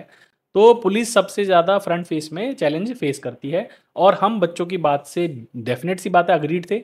बट हाँ, उसमें काफ़ी सारे बच्चे ऐसे थे जो सिर्फ पॉलिटिक्स करने आए थे और नारेबाजी कर रहे थे, जिनका पढ़ाई से कोई लेना देना नहीं, बच्चों से कोई लेना देना नहीं। जी। ना वो वहाँ पे रहते थे, ना वो पीजी में कभी रहे हैं। बस उन्होंने मौका देखा कि भाई ये सही समय अपनी राजनीति के लिए, इसमें एंट्री कर लो। ओके, इसीलिए मुझे लगता है कि एक ऑफिसर या फिर आईपीएस के लिए एम्पैथी बहुत ज़्यादा ज़रूरी होती जी है जी। कि चीज़ों को किस तरीके से डील। तो जैसे कि ये जो ओआरएन वाला प्रोटेस्ट हो रहा था, तो most of the time peaceful रहा है। उन्होंने जो अपने स्लोगन किए उन्होंने किए, हमने जो अपना मेंटेन करना था मेंटेन किया, जो उनकी बातें थी हमने ऊपर पहुंचाई। इनफैक्ट एक दिन तो एलजी भी मिलने आए थे उनसे, जी। आतिशी भी एक बार मिलने आई थी, हाँ। मुझे याद है, सीएम प्रीवियस दिल्ली की। और उन्हें काफ़ी समझाने की कोशिश करी कि हम कार्रवाई करेंगे, सारी जो भी सांत्वना दी उन लोगों को। बीच में छोटा सा करीब 100-150 के आसपास कुछ स्टूडेंट्स थे जो मेट्रो को जो रोड था पूसा रोड, उसको घेरने की कोशिश कर रहे थे। वो 10 मुश्किल से 5 मिनट का था, उनको समझा बुझा करके हमने अंदर दोबारा ले आए कि आपको ऑलरेडी एक जगह अलॉटेड है, यहाँ पे आप अपना पीसफुल प्रोटेस्ट कर सकते हैं। तो वो चलता रहा, कोई दिक्कत नहीं रही। ओके, आपने कोई ऐसे क्राइम को प्रिवेंट करने के लिए कुछ ऐसे कह सकते हैं प्रैक्टिसेस अपनाई या फिर जी रूल्स बनाए, जी जो कि मैं अगर ऐसे पूछूं, ऑब्वियसली गवर्नमेंट सिस्टम में है, एक पुलिस डिपार्टमेंट का अलग से रूल्स हाँ एंड रेगुलेशंस बनते हैं, बट एक इंडिविजुअल लेवल पे भी जी कहते हैं ना कि आईएएस आईपीएस के पास पावर्स होती हैं। तो आपने कोई ऐसे चीज़ें करी हैं, जी रूल्स या जी। फिर कोई एक्ट बनाए हों जो कि इस तरह के हमने काफ़ी काम किए। मैं जब शाहदरा में था तो काफ़ी हमने स्पोर्ट्स क्लब बनाए। काफ़ी जो बच्चे नशे से जुड़े हुए थे और छोटी छोटी चोरियां करते थे, उनको हमने स्पोर्ट्स एक्टिविटी में इन्वॉल्व किया। उनको कुछ हमने फेलिसिटेट भी किया और वॉलीबॉल मैच कराए उनके, क्रिकेट मैच कराए उनके। प्लस हमने काफ़ी जगह जगह जाके अवेयरनेस भी करी। उनके पेरेंट्स को भी काफ़ी अवेयर कराया कि आपके जो बच्चे कर रहे हैं गलत हो रहा है, तो इनको आप संभालिए, देखिए। तो थोड़ा फ़र्क पड़ा उसका। प्लस जो हमारी क्रिमिनल कार्रवाई है वो तो फ़र्क पड़ ही रहा है। जैसे आपने बताया कि पेरेंट्स को जाके समझाया, कई हाँ, बार इलाके में जाके। हाँ हाँ। उनके पेरेंट्स खुद उन चीज़ों में कहीं ना कहीं लिप्त होते हैं किसी और किसी केस इंजॉय में। कर रहे होते हाँ हैं। हाँ हाँ। तो वो फिर वो कैसा रिएक्शन आपको कभी ऐसा तो फेस करना पड़ा? वो हमेशा ऐसा होता है कि काफ़ी लोग जो होते हैं नहीं सपोर्ट करते, बट उनकी मजबूरी हो जाती है सपोर्ट करना, क्योंकि वो उनके बच्चे हैं। हम्म। तो नॉर्मली सारे पेरेंट्स इसको अग्री करते हैं कि बच्चा मेरा गलत कर रहा है। जी। बट वही है कि वो बच्चा बेकाबू हो चुका है, उसके हाथ में नहीं आ रहा।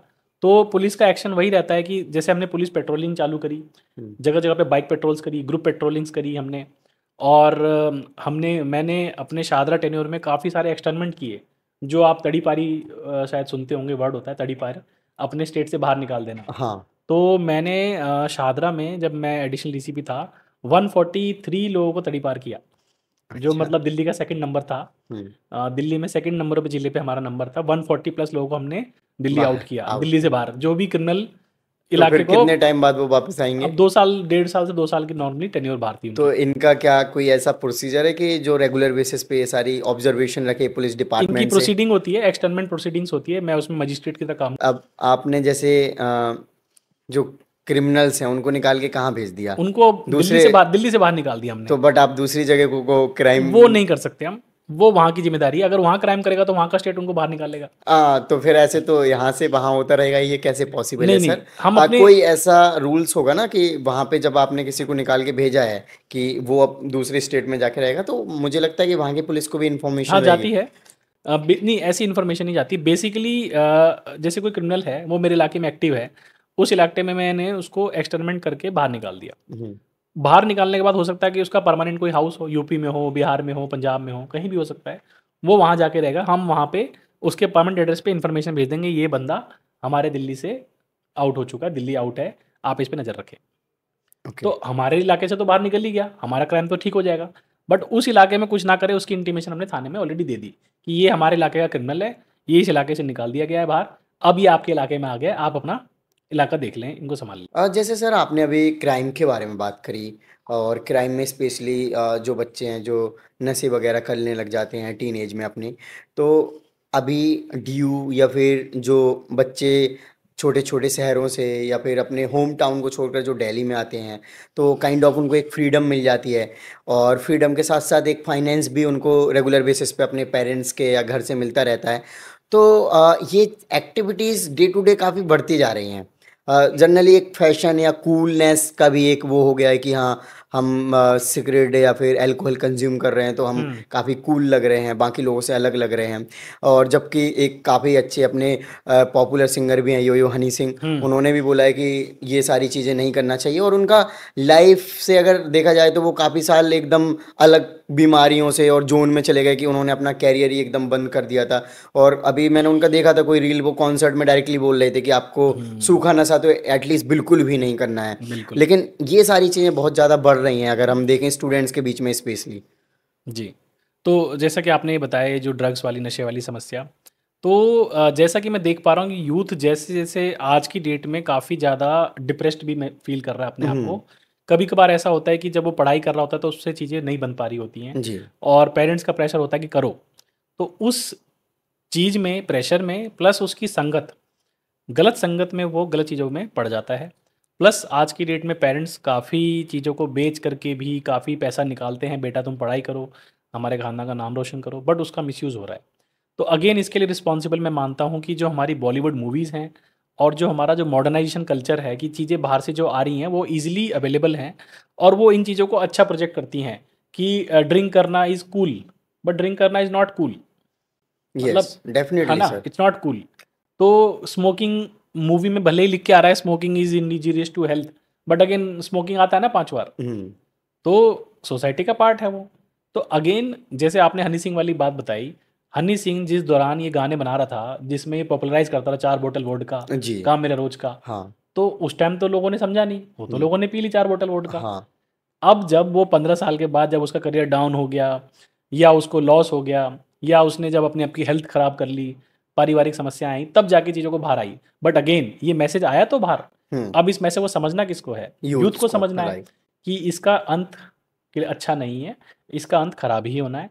तो जितना जल्दी आप संभल जाओ, जितना जल्दी आप ठीक हो जाओ, अच्छी बात है, और अपने पेरेंट्स को धोखा ना दो। पेरेंट्स ने आपको अगर अच्छी काफ़ी उम्मीदों से भेजा है, तो उनकी बातों पे खरा उतरो, और नहीं खरे उतर सकते तो आप उनको मना करें कि हम इस चीज़ के लिए फिट नहीं हैं। राइट। अगर आपको यूपीएससी के लिए भेजा गया, शायद आप यूपीएससी के लिए फिट ना हो, क्या पता आपकी करियर कहीं और अच्छी चल सकती हो, डेफिनेटली आपका टैलेंट यूपीएससी कहीं और हो। सिर्फ थोड़े कैरियर हैं, इसके अलावा भी इतने सारे बिल्कुल। कैरियर हैं टॉप एंड टॉप। हाँ। और आजकल सोशल मीडिया है, तो सोशल मीडिया में तो और ज़्यादा ही आज की लोग डेट अच्छे में अचीवमेंट कर आज रहे की हैं। डेट में सोसाइटी में इतने सारे करियर्स हैं कि अच्छे तरीके से पैसा कमाना, मेहनत से पैसा कमाना कोई चैलेंज नहीं है। हम्म। आदमी के पास एक डिटर्मिनेशन होनी चाहिए, अच्छी सोच होनी चाहिए, नॉलेज होनी चाहिए, वो कर सकता है। वो सही रास्ते पे चलता रहे, आगे बढ़ते जाएगा। तो यूथ को काफ़ी समझने की ज़रूरत है कि इन सब चीज़ों से दूर रहे, और कोई भी भटकते भी हैं तो वापस लौटे। और अ, पेरेंट्स का सपोर्ट होना बहुत ज़रूरी है। जी पेरेंट्स भी बिल्कुल। चेक रखें, पेरेंट्स का भी ये नहीं कि बस पैसे दे दिए और बच्चा कर लेगा। उन पे टाइम टू टाइम नज़र रखना, मिलना, उनके फ्रेंड से बात करना, उनके स्ट्रेस को डिस्ट्रेस करना, पेरेंट्स की भी ज़िम्मेदारी बनती है। राइट। जनरली मैंने सुना है कि स्ट्रेस में होते हैं अगर अल्कोहल या फिर स्मोक कर लेते हैं तो हाँ।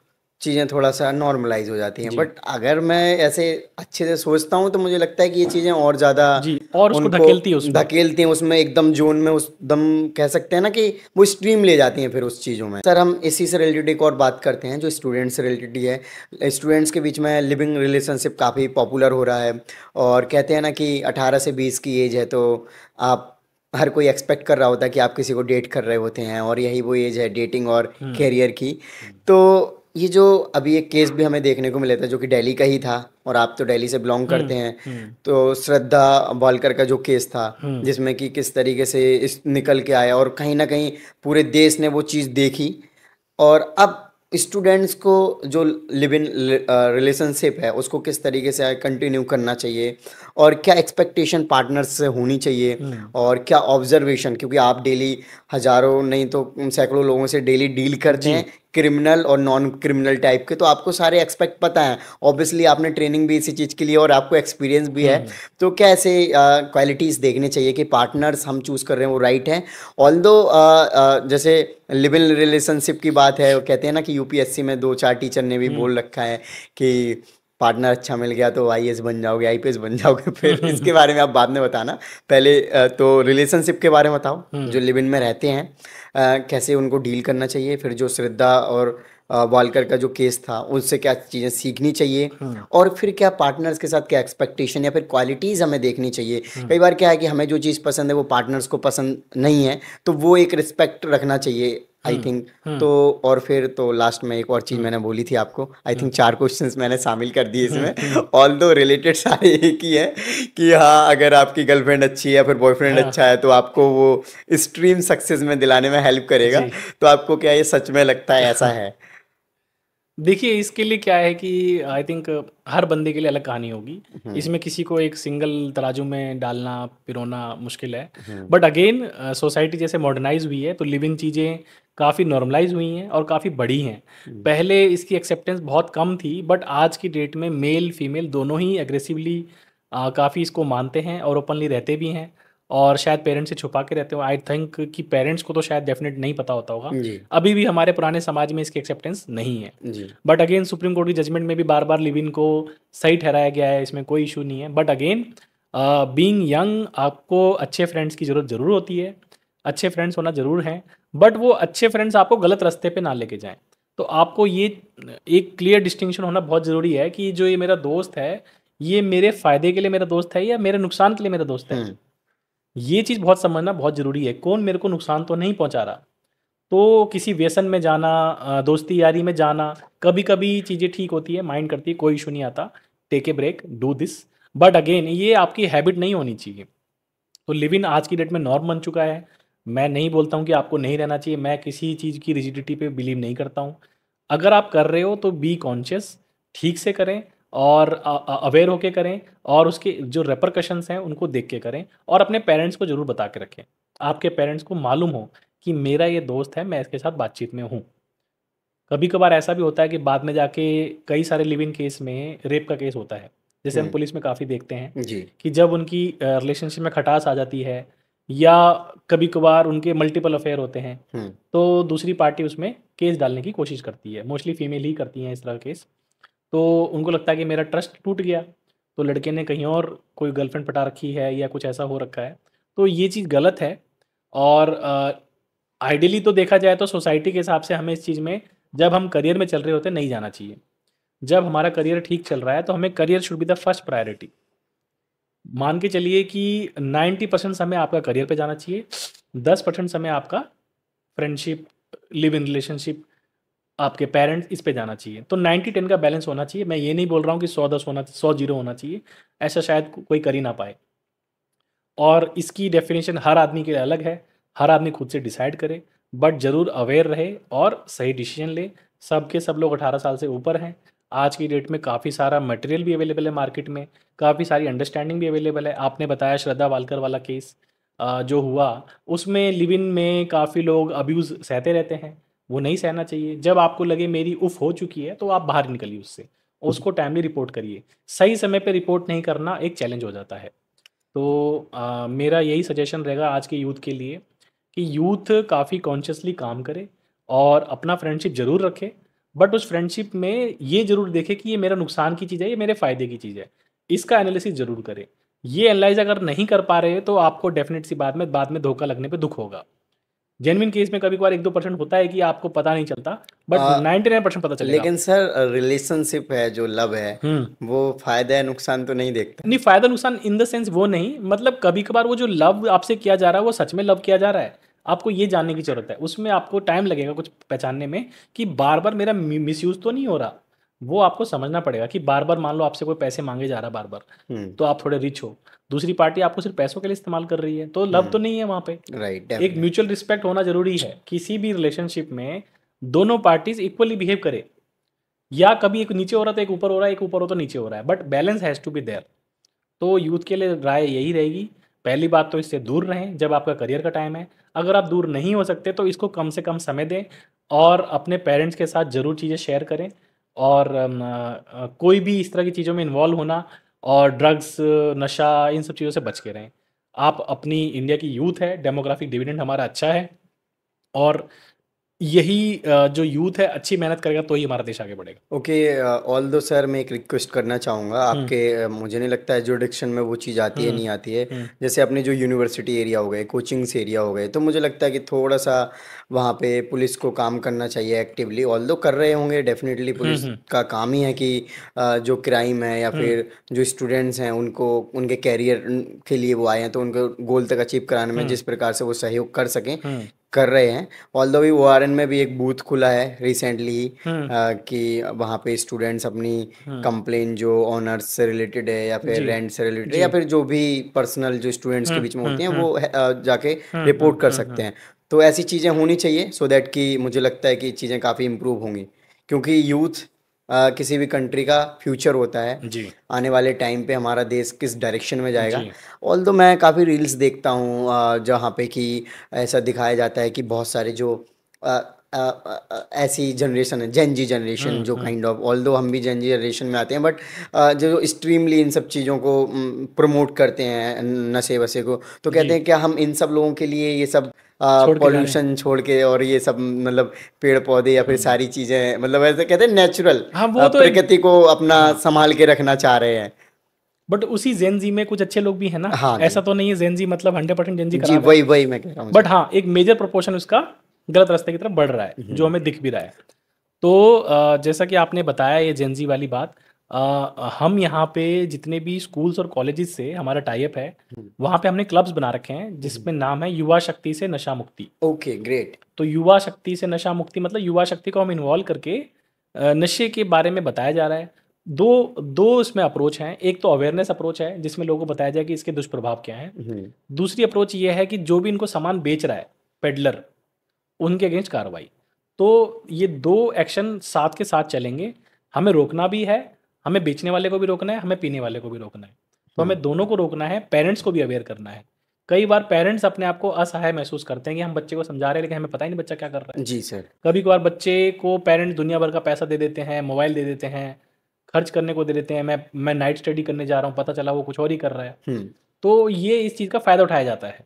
सर डू यू थिंक कि जो फ्रीडम ऑफ स्पीच है वो एब्सोल्यूट होना चाहिए? जैसे कि अभी जो सोशल मीडिया की हम बात कर रहे थे, हुँ, और अभी एक काफ़ी हाईलाइटेड केस आया इससे रिलेटेड जो हुँ, इंडिया इंडियाज़ गॉट लैटेंट का था, जी, और जिस पे काफ़ी लोगों ने बहुत ही कह सकते हैं अपना आक्रोश दिखाया, हुँ, और एक वो फ्लो में की गई बात काइंड ऑफ उस पर्सन के लिए, जैसे हम रणवीर अलाहाबादिया को हुँ, देखें हुँ। पर्सनली, सर मैं उनके काफ़ी पॉडकास्ट अच्छा देखता था। काफ़ी करता है हाँ, लेकिन तो और काफ़ी हाँ, अच्छी अच्छी पर्सनैलिटीज़ को उन्होंने बुलाया, लेकिन अब उन्होंने क्या करा, इंडियाज़ गॉट लैटेंट में गए और एक उनका स्टेटमेंट छोटा सा जो कि काफ़ी वाहियात था, काफ़ी वाहियात था। गलत था, लेकिन काफ़ी कह सकते हैं कि वो एकदम बदल के रख दिया उनके कैरियर को। और वो चीज़ अगर नॉर्मल रहती तो यूथ को भी काफ़ी नॉर्मलाइज उनको लगता कि वाओ ये कूल है, और हुँ, ऐसे करके, तो वो उस चीज़ पे आप क्या कहना चाहिए? तो जैसा कि अभी रिसेंट में लास्ट आई थिंक कोविड के बाद से टिपिकल मैं भी देख रहा हूँ कि सोशल मीडिया का राइज़ बहुत ही तेज़ी से हुआ है, यस। एक्स्पोनेंशियली राइज़ किया है। तो जो आज की डेट में जो डिजिटल क्रिएटर्स, इन्फ्लुएंसर के नाम से जाने जाते हैं और वो काफ़ी लोगों की राय बनते हैं, हम्म। क्योंकि वो बात करते हैं जो पब्लिक सुनना चाहती है। हम्म। बट उसमें एक दायरा है कि आप क्या बोलते हो और उसका सोसाइटी पे क्या इफ़ेक्ट पड़ता है। आप सिर्फ पॉपुलैरिटी के लिए कुछ भी नहीं बोल सकते। भाई मुझे एक चीज़ समझ में नहीं आ रही कि लोग जस्ट पॉपुलैरिटी के लिए कुछ भी उल्टा सीधा बोल हाँ रहे हैं, और लोग उनको ऐसे फैन बन गए हैं। जी काइंड ऑफ ऐसे सारे बहुत सारे इन्फ्लुएंसर हैं, वो अपने आप को ऐसा काइंड ऑफ गुंडा ट्रीट कर रहे हैं या फिर क्रिमिनल जी गैंगस्टर। जी बट मुझे ऐसा समझ नहीं आया कि वो सोसाइटी को क्या कंट्रीब्यूट कर रहे हैं। जी और मुझे लगता है कि पर्टिकुलरली इन सब चीज़ों को लेकर लॉबी बनना चाहिए, और जी पर्टिकुलर इस केस के बाद चीज़ें थोड़ा सा जी आई हैं इंडियन हाँ गवर्नमेंट में कि यस चीज़ें कुछ निकल के आ रही हैं यस सामने। यस। तो जैसे आपने ये बताया इंडिया गोट लेटेंट वाला जो रणवीर अलाहाबादिया वाला केस हुआ, इससे पहले भी इसमें बहुत सारी बातें बोली जा रही थी। ऐसा नहीं है कि ये पहला कोई बात बोली गई एपिसोड है। था, राइट राइट। मैंने तो कई सारे एपिसोड के शॉर्ट्स देखे हैं, पूरा एपिसोड नहीं देखा, बट ये काफ़ी वाहियात बातें बोलते थे। बट अगेन यूथ को एक्सेप्ट है तो यूथ कंज्यूम कर रहा है उसको। वही। जो बात वही है, जो सुनना चाहता है वो बोला जा रहा है। But there has to be some fine line. जैसे कि रणबीर अलाहाबादिया बताता है, मैंने कहीं यूएस के किसी शो से कॉपी किया और इंडिया में उसको पेस्ट कर दिया कि भाई would like to have sex ना, जो राइट। था पेरेंट्स वाला। तो वो हमारी सोसाइटी अभी इस तरह से मैच्योर नहीं हुई है कि ये चीज़ आगे बढ़ सके। और प्लस हमारी जो वैल्यूज़ है, ट्रेडिशंस है, वो कहाँ जाएंगी? We belong to India. हमारी जी। इंडिया की कुछ सोसाइटी की वैल्यूज़ हैं, वो अभी भी हमें उसी सोसाइटी में रहना है। हम्म, तो यूथ जो ये आज की डेट में इन्फ्लुएंसर्स बनते हैं, इनकी जिम्मेदारी बहुत ज़्यादा बनती है कि समाज को अच्छा डायरेक्शन देना और एक पॉजिटिव डायरेक्शन देना, जिससे वो पॉजिटिवली ग्रो कर सके और सोसाइटी में कंट्रीब्यूट कर सके, ना कि वो हमारे सिस्टम पे बर्डन बन जाए। तो डेफिनेट सी बात है, जो फ्रीडम ऑफ स्पीच है वो एब्सोल्यूट कभी नहीं हो सकती। वह आप अपनी मर्जी से कुछ भी नहीं बोल सकते, कुछ भी मतलब आप अपनी पॉपुलैरिटी के लिए कुछ भी बोल दो, उसके बाद देश में दंगे हो रहे हैं, फसाद हो रहे हैं, वो कौन संभालेगा? मैं तो सर देखता हूँ कि जो स्टैंड अप कॉमेडियन है, ऑल्दो मैंने कभी देखा नहीं, बट वो काइंड ऑफ कभी कभी रील्स कट कोई ना कोई स्टोरी लगाता है अपना या स्टेटस लगाता है, तो वो दिख जाती हैं। तो स्टैंड अप कॉमेडियंस के पास कॉमेडी करने का मुझे नहीं लगता कि कोई एक्चुअल उनके पास कोई टैलेंट है। वो जस्ट वल्गैरिटीज ज़्यादा वर्ड यूज वल्गैरिटीज, डबल करते मीनिंग, हैं। हाँ हाँ, तो वो काइंड ऑफ एक लोगों को लगता है वाह क्या कूल बोल दिया, क्या मजा हाँ है। हाँ, अगर हम देखें कॉमेडीज, तो हमारे जो मूवीज एक्टर्स थे या फिर बहुत सारे जो लोग सच हैं में जो कॉमेडी स्टेज करते थे। प्ले करते थे, उनके इम्प्रेशन और फेस का कह सकते हैं किस तरीके से प्रेजेंट करते थे, तो वो एक्चुअल कॉमेडीज थी। लेकिन आजकल कॉमेडी का मीनिंग ही एकदम चेंज हो गया कि जी आप उल्टा सीधी बात करिए और काइंड ऑफ कॉमेडी। एक और आपने देखा होगा, आई थिंक, एक ताऊ करके जो वायरल हुआ, ऑल्दो वो बूढ़े नहीं हैं। ताऊ वो ना, वो पहले मैंने उनका वीडियोस देखा सर। धर्मवीर। हाँ, धर्मवीर ताऊ। तो वो पहले क्या हेल्पिंग वीडियोस बनाते थे सर। अब बाद में वो किस हाँ, तरह की वीडियो डालता है? मतलब मैं उनसे काफ़ी इंस्पायर था उस टाइम पे कि यार मैं भी अगर मेरे पास पैसे होंगे इतने कि मैं लोगों की हेल्प कर पाऊँ, तो यार कितना अच्छा वीडियोस है कि आप लोगों की हेल्प भी कर पा रहे हो, और शायद उससे इतनी अर्निंग भी हो जाएगी कि आप उसी पैसे को आप एक साइकिल में डाल के लोगों की हेल्प भी कर पाओगे और एक अच्छा वैल्यू क्रिएट भी कर पाओगे। बट उन्होंने अब एकदम कंटेंट को जिस तरीके से शिफ्ट मारा, तो मुझे नहीं लगता कि वो जो कंटेंट उनका एक लोगों पे अच्छा इम्पैक्ट डाल रहा है। और इतने अच्छे क्रिएटर होने के बाद अगर ये मोरल्स उनके अंदर नहीं आए, तो फिर हम नए जो क्रिएटर्स हैं, जो यंग जो लड़के हैं, उनसे कैसे एक्सपेक्टेशन रख जी, सकते हैं। तो जैसा कि ये सोशल मीडिया का जो अभी ट्रेंड चल रहा है, इसमें इन्फ्लुएंसर की एकदम से बाढ़ आ गई है। उस बाढ़ में अलग दिखने में आपको कुछ ऐसा काम करना पड़ेगा जो नॉर्मली लोग नहीं कर रहे हैं। जी। तो इसी भीड़ में लोग ऐसी ऐसी चीज़ें कर रहे हैं जो नॉन एक्सेप्टेबल है, और but they may be popular. जैसे कोई गंदी बात करना, गाली गलौज करना, इसको इन्होंने नॉर्मलाइज कर दिया। नॉर्मली फीमेल्स हमारे सोसाइटी में हम देखते थे गालियाँ नहीं देती थी इतना, जी। बट आज की डेट में मैं देख रहा हूँ कि दे आर गिविंग मोर क्या नाम अब्यूजिव वर्ड्स देन मेल्स।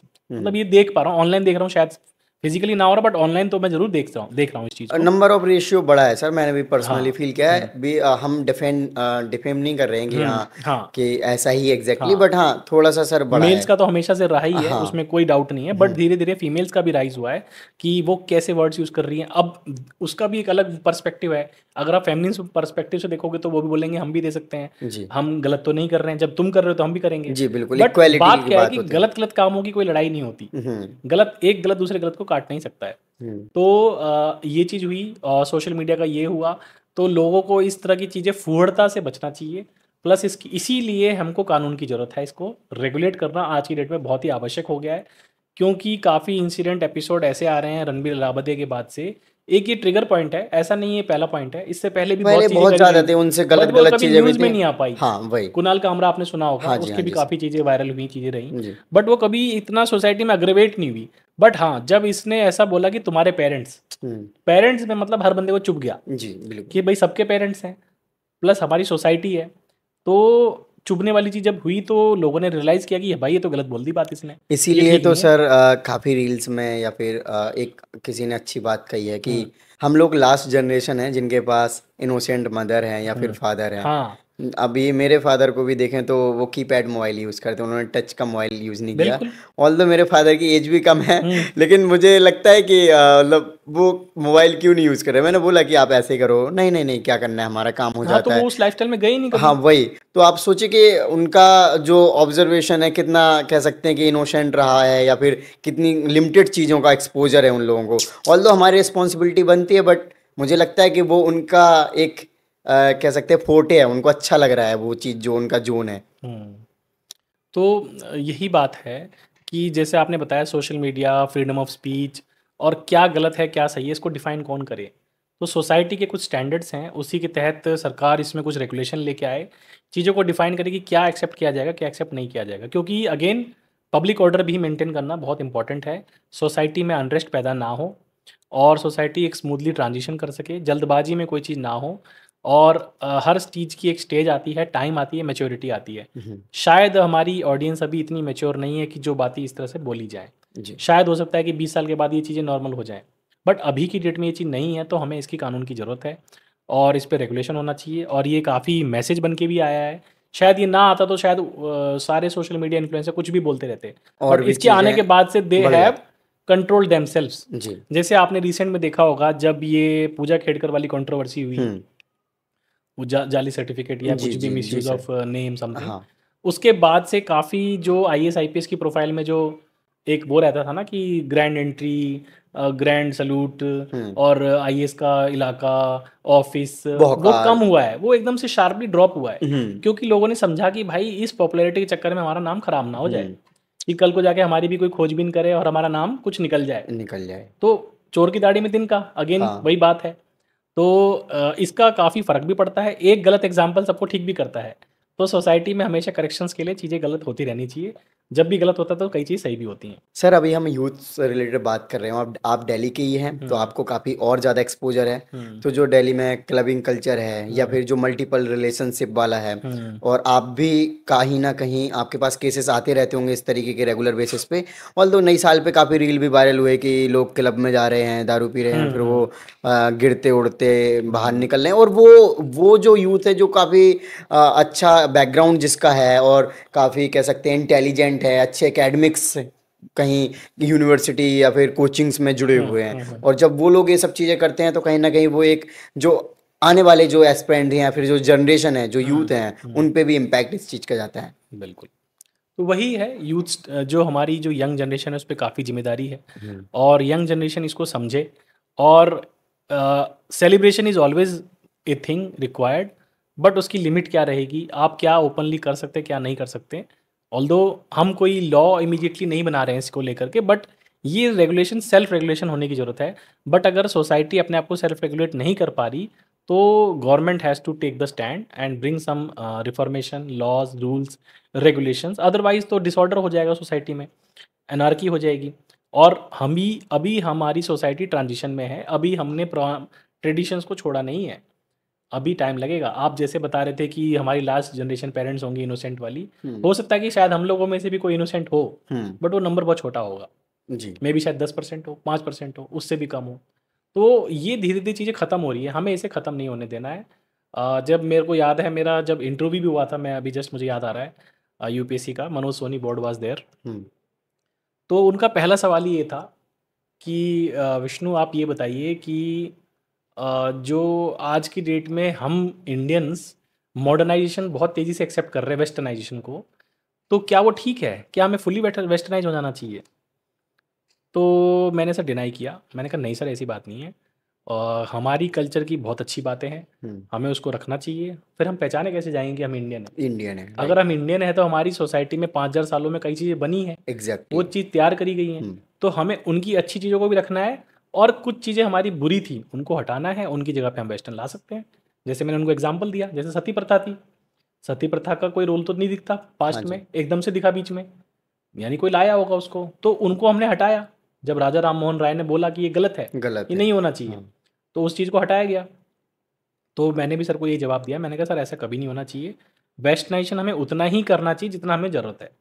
उससे ज़्यादा वेस्टर्नाइजेशन हम करेंगे तो हमारे लिए घातक है और हमें अपनी कल्चर को बांध के रखना चाहिए। जो हमारी अच्छी वैल्यूज़ हैं, अच्छे ट्रांसमिशंस हैं, आज की डेट में जो युवा भटक रहा है, क्यों भटक रहा है? ग्रैंड पेरेंट्स का रोल साइडलाइन हो चुका है। जी, जॉइंट फैमिली का रोल साइडलाइन हो साइडलाइन हो चुका है। चुका है। पेरेंट्स का रोल साइडलाइन हो चुका है। पेरेंट्स का रोल साइडलाइन नहीं हुआ बट बोथ आर वर्किंग। दोनों वर्किंग पेरेंट्स होने की वजह से they are not able to give time to the childrens. Sufficient time नहीं देने की वजह से उनकी अपब्रिंगिंग अच्छे से नहीं हो पा रही। अपब्रिंगिंग में क्या हो रहा है? Mobiles, social media, computer, friends, peer pressure, school, colleges, TV, so many things are there. हर चीज़ आपके यंग माइंड को अफेक्ट कर रही है और आज की डेट में बच्चा 1.5 साल के बाद ही मोबाइल पकड़ लेता है। ये कितनी गलत चीज़ है। उस मोबाइल को पकड़ के वो गलत ही पेरेंट्स पकड़ता भी है। चाहते हैं कि वो रोए ना पेरेंट्स और वही उसको तो टाइम उसको ना किसी ने देना आदत पड़े, चलो पकड़ाई, एंगेज कर देते वो हैं। किसी ने आदत पकड़ाई, पेरेंट्स को भी आराम हो गया, बच्चों को भी आराम हो गया, बट लेटर अपन वो क्या नुकसान करने वाला है वो कोई नहीं सोच रहा है। तो वो क्वालिटी जो वैल्यूज़ है ना, जो पेरेंट्स, दादाजी पहले बच्चों को खिलाते थे, उनको वॉक करने ले आते थे, उनको पार्क में ले आते थे, उनको कुछ अच्छी चीज़ बनाना सिखाते थे, वो चीज़ हो ही नहीं रही आज की डेट में। राइट, हमने सर लव से रिलेटेड बात करी, अब मैं आपका लव से रिलेटेड लाइफ जानना चाहता हूँ। ठीक है। लव एक्चुअली मैं तो जब एक्चुअली मेरी मैंने बताया बैकग्राउंड, हैरी पॉटर मेरे का। पेरेंट्स की तो डेथ हो गई थी। हम्म, तो मेरे पास बीइंग करियर में आगे निकलना बहुत इंपॉर्टेंट था। तो मैंने फ्रेंड्स वगैरह रहे बट उस तरह के लव वाली चीज़ों में नहीं था मैं। और मेरी तो शादी भी ट्रेनिंग के बाद ही हुई है। I was in to one friendship and later upon it turn to marriage. मेरी वाइफ हैं, she is a doctor okay, और उन्होंने पीजी किया हुआ है एम्स भोपाल से नाइस। और दिल्ली में भी सफदरजंग में डॉक्टर हैं। तो हमारा तो वैसा नहीं कह सकता हूँ कि मैं लव या लव लंबा कम अरेंज हो रिलेशनशिप, गया हाँ, आपका। लव कम अरेंज ही रहा है। हाँ। जी, चलिए। हुँ। ओके, काफ़ी सारी बातें करी आपने, काफ़ी अच्छे से एक्सप्लेन किया आपने एक्सपीरियंस को, जो कि रियली हमारे लिए ब्लेसिंग की तरह हैं। और जो यूथ्स हैं उनके आपके एक्सपीरियंस से जानने को मिलेगा, क्योंकि आपने काफ़ी ट्रांजिशनल लाइफ को एक्सपीरियंस किया है। हुँ। चाहे आपके पेरेंट्स वाला लाइफ हो, आपने जॉब शिफ्टिंग का हो, और अभी आपने अलग अलग स्टेट में भी जॉब कर ली है। ऑल्दो जैसे एक यूपीएससी के थ्रू कैडर मिलता का यूटी कैडर है, तो आपने अलग अलग स्टेट में भी जाके कहीं ना कहीं सर्विस करी है, तो आपका वो भी एक्सपीरियंस हो गया। तो रियली काफ़ी इंटरेस्टिंग डिस्कशन रहा है। थोड़ा सा मैं अभी जानना चाहूँगा, जैसे आप रोहिणी में हैं अभी और आपको एडिशनल डीसीपी का चार्ज दिया जी। गया है, तो पर्टिकुलरली आप किन किन चीज़ों से डील करते हैं एज एडिशनल डीसीपी यहाँ पे? ऑल्दो आपने बताया कि आपका मेजरली क्राइम से रिलेटेड ही रहता है, लॉ एंड एनफोर्समेंट से रिलेटेड, और भी छोटे छोटे आपने डिपार्टमेंट्स या काम बताए। जी, जी, जी। लेकिन पर्टिकुलरली यहाँ पे चैलेंजेस क्या नज़र आते हैं? जी। क्योंकि रोहिणी एक ऐसी जगह है जहाँ पे कि दिल्ली के काफ़ी कह सकते हैं कि एक अच्छा एरिया माना जाता है, मार्केट्स इधर काफ़ी हैं, मॉल्स काफ़ी हैं, और थोड़ा सा दिल्ली में अगर जैसे घूमने उमने की एक्टिविटी नज़र देखें तो थोड़ा रोहिणी में हैं वो चीज़ें। जी। और यहाँ के थोड़ा जैसे मार्केट ही देख लो आप, पूरा रेड लाइट्स इतने ज़्यादा मिलते हैं, मैं खुद परेशान हो जाता हूँ।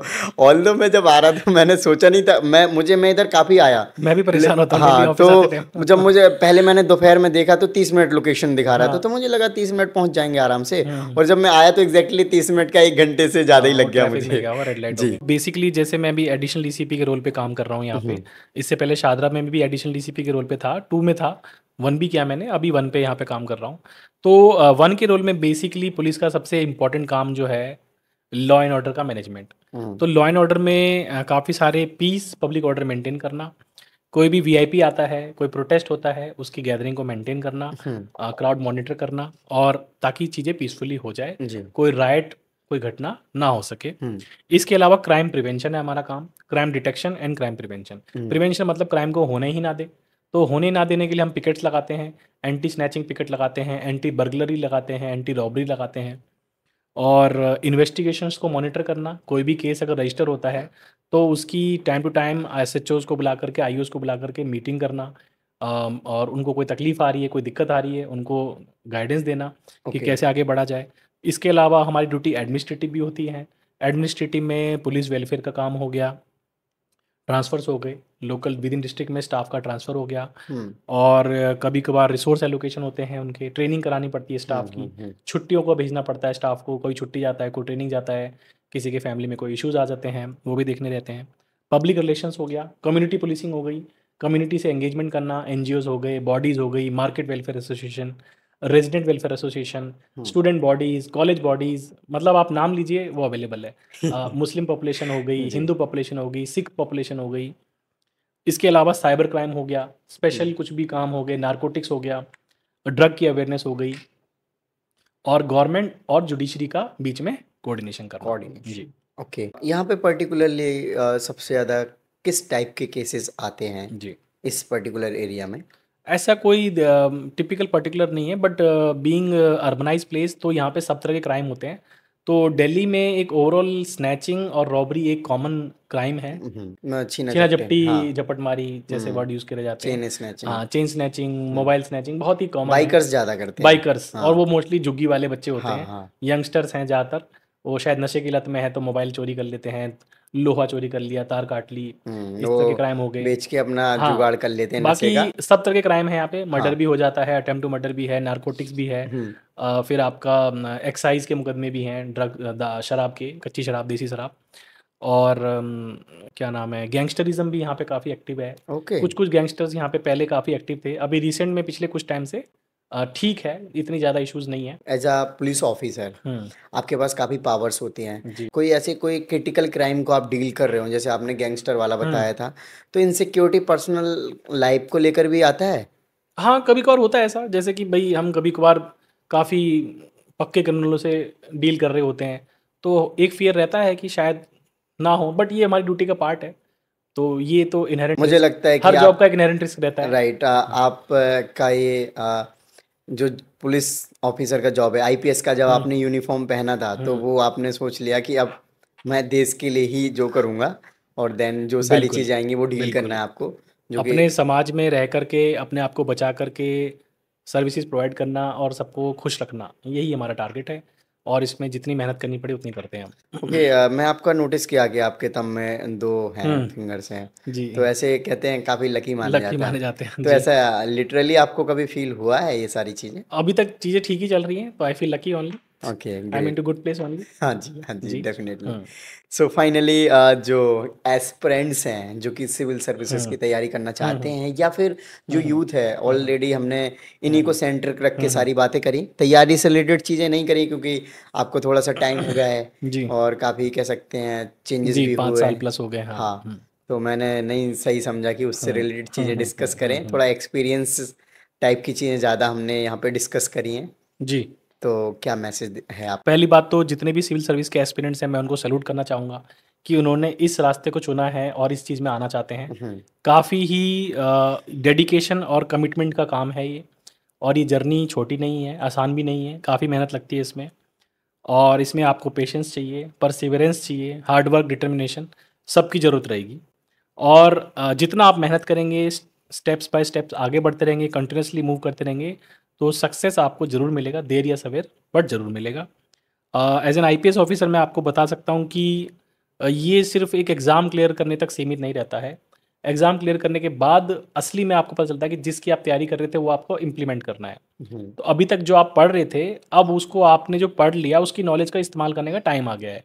मैंने सोसाइटी के बारे में जो भी जाना, अब मुझे उसमें काम करना है। काम ये है कि पब्लिक सर्विस डेडिकेशन के साथ करना, और जो आपके लिमिट्स में, आपकी कैपेसिटीज़ में है, उसको कंप्लीट करना और एग्जीक्यूट करना।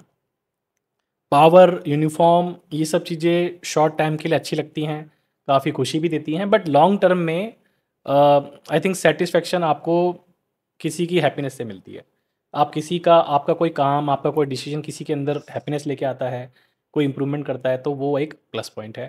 तो सोसाइटी में आपको लोग रिस्पेक्ट देते हैं, अप्रिशिएट करते हैं, आपसे मिलते हैं और आपको एक रोल मॉडल मानते हैं।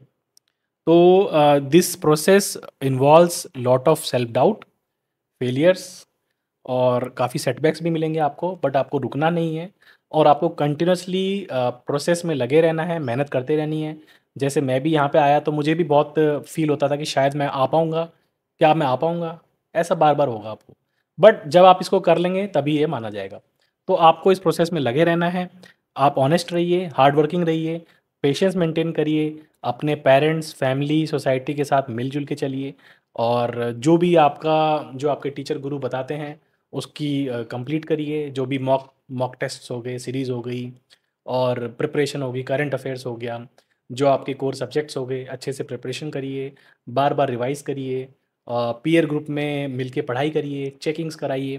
तो डेफ़िनेट सी बात है, मैं विश करता हूँ सारे जितने भी सिविल सर्विस एस्पिरेंट्स हैं, उन्हें सक्सेस मिले और वो भी एक अच्छे ऑफ़िसर की तरह सिस्टम में आएँ और सिस्टम में जो कमियाँ रह रही हैं, उसको ठीक करें। Okay, so really thankful sir कि ठीक है। आपने काफ़ी इंसाइट्स दिए, काफ़ी अच्छा एक्सपीरियंस हुँ, शेयर करा, और thank you so much sir again thank you, आपका। Thank you. आपने काफ़ी डिटेल में चीज़ों को बताया, और मुझे पर्टिकुलरली अगर मैं बताऊं तो काफ़ी अच्छा एक्सपीरियंस रहा। मैं इतने सारे ऑफिसर से मिलता हुँ, रहता हूं, one of the best experience मेरा हुँ, रहा है आपके हुँ, साथ हुँ, डिस्कशन का। और बहुत सारी ऐसी चीज़ें हमने डिस्कशन करी हैं इस बार की जो डायरेक्टली स्टूडेंट्स और यूथ से रिलेटेड चीज़ें हुँ, रही हैं। क्योंकि कई बार क्या है कि वो सही गलत में वो अंतर नहीं समझ पाते हैं, डिफरेंट क्या है, हुँ, डिफरेंस क्या है। क्योंकि कई बार वो सोच रहे होते हैं कि ये चीज़ें हमारे दोस्त कर रहे हैं, या फिर ये हमारे आसपास के लोग कर रहे हैं तो अच्छी हैं, हमें भी करना चाहिए। हुँ, जो कि काफ़ी क्लियरिफिकेशन आपने दिया है इन सब चीज़ों को लेकर, जी, सो डेफिनेटली उनकी लाइफ में वैल्यू ऐड करेगा, हुँ, और उनको अपने कैरियर को चूज़ करने में या कैरियर को अचीव करने में, सक्सेस में बदलने में हेल्प करेगा। हुँ, सो हुँ, thank you so much sir, again thank you so much. Devendra. हाँ, हुँ, okay. So friends, I hope आपने जो ये पॉडकास्ट है, वीडियो है, काफ़ी इन्जॉय किया होगा। और डेफिनेटली आपके अगर कोई डाउट्स हैं कुछ और आप चाह रहे थे कि सर उनको एक्सप्लेन करें, या फिर उनको रिलेटेड सर कुछ गाइड करें आपको, तो हमें बता सकते हैं, हम सर से फिर से उनके बारे में डिस्कशन कर सकते हैं, जो कि डेफिनेटली आपकी लाइफ में वैल्यू ऐड करेंगी। सो थैंक यू, जय हिंद।